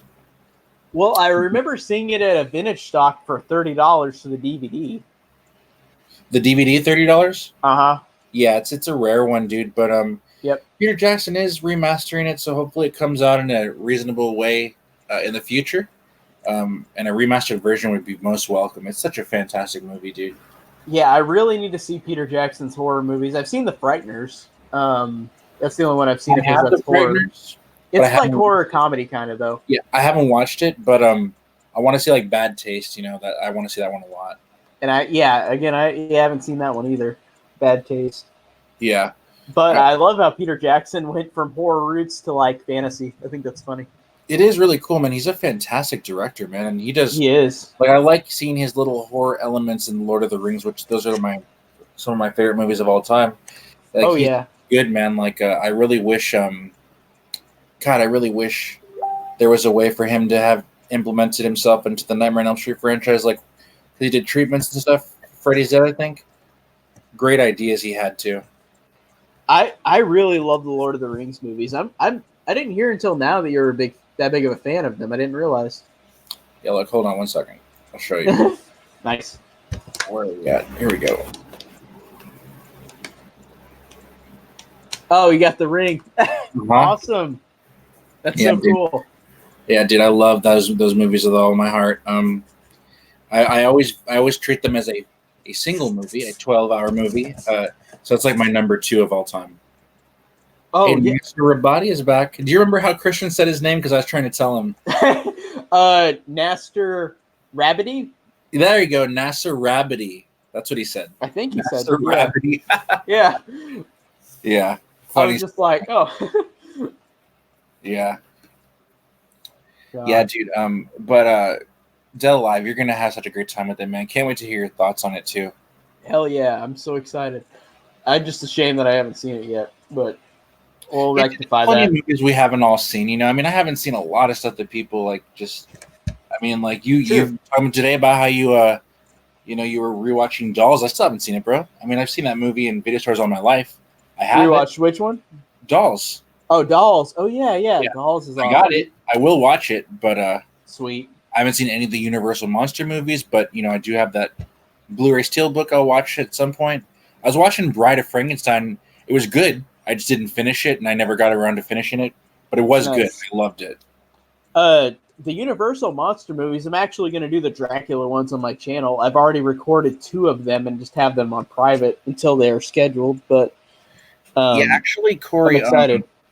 In that regard, I was talking to Rotten Roger about Hammer stuff, and he recommended some movies, and I picked up Dracula Prince of Darkness from Scream Factory because I love Christopher Lee, obviously, and yeah, I'm down to see him as Dracula. I bet it's going to be awesome. Oh, dude, I haven't seen all of his movies, but I've seen like 4 of Christopher Lee's like Dracula movies. Yeah, I've seen. Let me look it up. I'm looking up. He's got a lot of them. I'm sure. I heard there's a lot of Hammer stuff. Hammer Dracula. Okay, there's like, looks like there's 7 or 8 ones. There's one called Horror Dracula I thought that I've seen, but I don't see the title. It's also got Peter Mayhew in it too, but I'm trying to. Oh wow! But he's Van Helsing. Interesting. Well, where the hell is it? It wasn't on the list of his other movies. Like it showed like Christopher Lee's movies with Hammer Horror, but he didn't show. Oh wait, it's just called I guess it's just called Dracula some places, but it's Horror of Dracula too. But that one, Dracula 1958, is awesome. Yeah, it said in the U.S. it was retitled Horror of Dracula to avoid confusion with Dracula 1931 that Bela Lugosi was in. True that. And Nasser said that the Dracula novel is one of his favorite novels ever. Bram Stoker's, yeah. Nice. I've not read that. Yeah. I do have Bram Stoker's Dracula from the 90s up here, too. I haven't watched it yet, though. Oh, that one's fun. I like that one. Yeah, I love Gary Oldman, so I'm expecting to enjoy the hell out of it. Gary Oldman has such a unique design in that movie. Like, you'll be like, whoa, he looks really interesting. Yeah. I think I've seen some pictures. I think I know what you're talking about. Yeah, he looks very, very interesting. Yeah. But, yeah, the Universal Monster movies, I've seen almost all of the big, like, 6 monsters. Like I've seen all the movies and their sequels, I think, but I haven't seen all the ones that are just like single ones, like the Black Cat, like stuff like that. I haven't seen. Yeah. But I've watched all of the like Draculas and Frankensteins and Mummy, Wolfman, Creature from the Black Lagoon. Roger was telling me that a really good one is The Invisible Man, which I do have and I want to see. Yeah, The Invisible Man's good. I like that one. I think in your stream, like he was saying, like most of them are sympathetic except the Invisible Man, and it's so funny because he just likes to fuck with people when he's invisible. Like it's pretty hilarious. Like he's really funny in it. Yeah, I definitely can't wait to check it out, man. Mm-hmm. The only sequels I haven't seen of the Big Six are the Invisible Man sequels. Funny enough, I've seen the first one, but there's like 2 other ones. Yeah, whenever it gets to the sequels, dude, I get very confused because there's so many of them, dude. Like, yeah, such a world I'm so unfamiliar with. I gotta get, familiar with. And it's so weird on those Universal like collections of each of those Universal monsters. Some of them they have the same movies in multiple sets of each character because they're like ensemble ones where it's like they're all together. Oh wow! So it's kind of weird. Like there's one, I'm trying to, like there's a couple where it's like a couple Abbott and Costello meet like the Mummy, where it's like it's on a couple of them because they meet all the other ones too in the same movie. So it's kind of odd, but I guess like in comparison, I can think of like the Godzilla movies. I mean, those are ones I love, and I'm just like so anticipating a month from now getting that Showa era box set. I'm gonna mark out with that set, dude. I really need to get more into Godzilla because, like I said, I've only seen the 2 American ones, and you guys say those are definitely really weak. Awful, dude. Yeah, you got to see the good ones, man. Yeah, I didn't mind the 2014 one, but the 98 one I thought was really just not good. Not a representation of Godzilla in any way. Not at all. It felt more like, and I think Roland Emmerich directed it maybe anyways, who did like Independence Day. So it's just like, it's stupid Independence Day humor, which I don't like that movie. Exactly, yeah. So ridiculous. I do like Matthew Broderick, but yeah, it was ridiculous. I do too, but like, yeah, that movie was just annoying. Yeah. But yeah, if you want to see something classic, Godzilla 1954 is the way to go, the original Japanese version. Okay. Something modern, Shin Godzilla is fantastic, came out in 2016. Oh, yeah, I saw that. Yeah. I saw that was like released. It's so good, dude. So good. Okay. I still need to see Godzilla King of Monsters too. That one's awesome, dude. That's the one American movie I really liked. Super good. Love it. Nice. Heartbreaker said Nosferatu is his favorite. One of his favorites. He did tell me how much he likes that movie. I haven't seen that one myself, though. I've seen it. I thought it was a little... Well, I don't know if he's talking about like the 1922 one or like another one, because there's a couple different ones. He's talking about the one from the 20s, if I'm not mistaken. Okay. So yeah, the 1922 one I thought was a little boring, but it was kind of creepy, but it was just a little... It's one of those movies where you don't have anybody talking on screen. It's like they say something and then it shows the words on screen. Yeah, like a silent movie? Yeah, it's a silent movie. Yeah, so it's That's just what like... I thought it was. It was just kind of like, I don't know. Yeah, different style. I know what you mean, bro. Definitely. But, yeah, and he mentioned Dusk Till Dawn. Dusk Till Dawn is awesome. I have it. I haven't watched it yet, though. Oh, man. You're going to love Selma Hayek in that movie. I've seen images. I'm sure I'm going to really love her. Really? Oh, yeah. She's beautiful, great. Beautiful.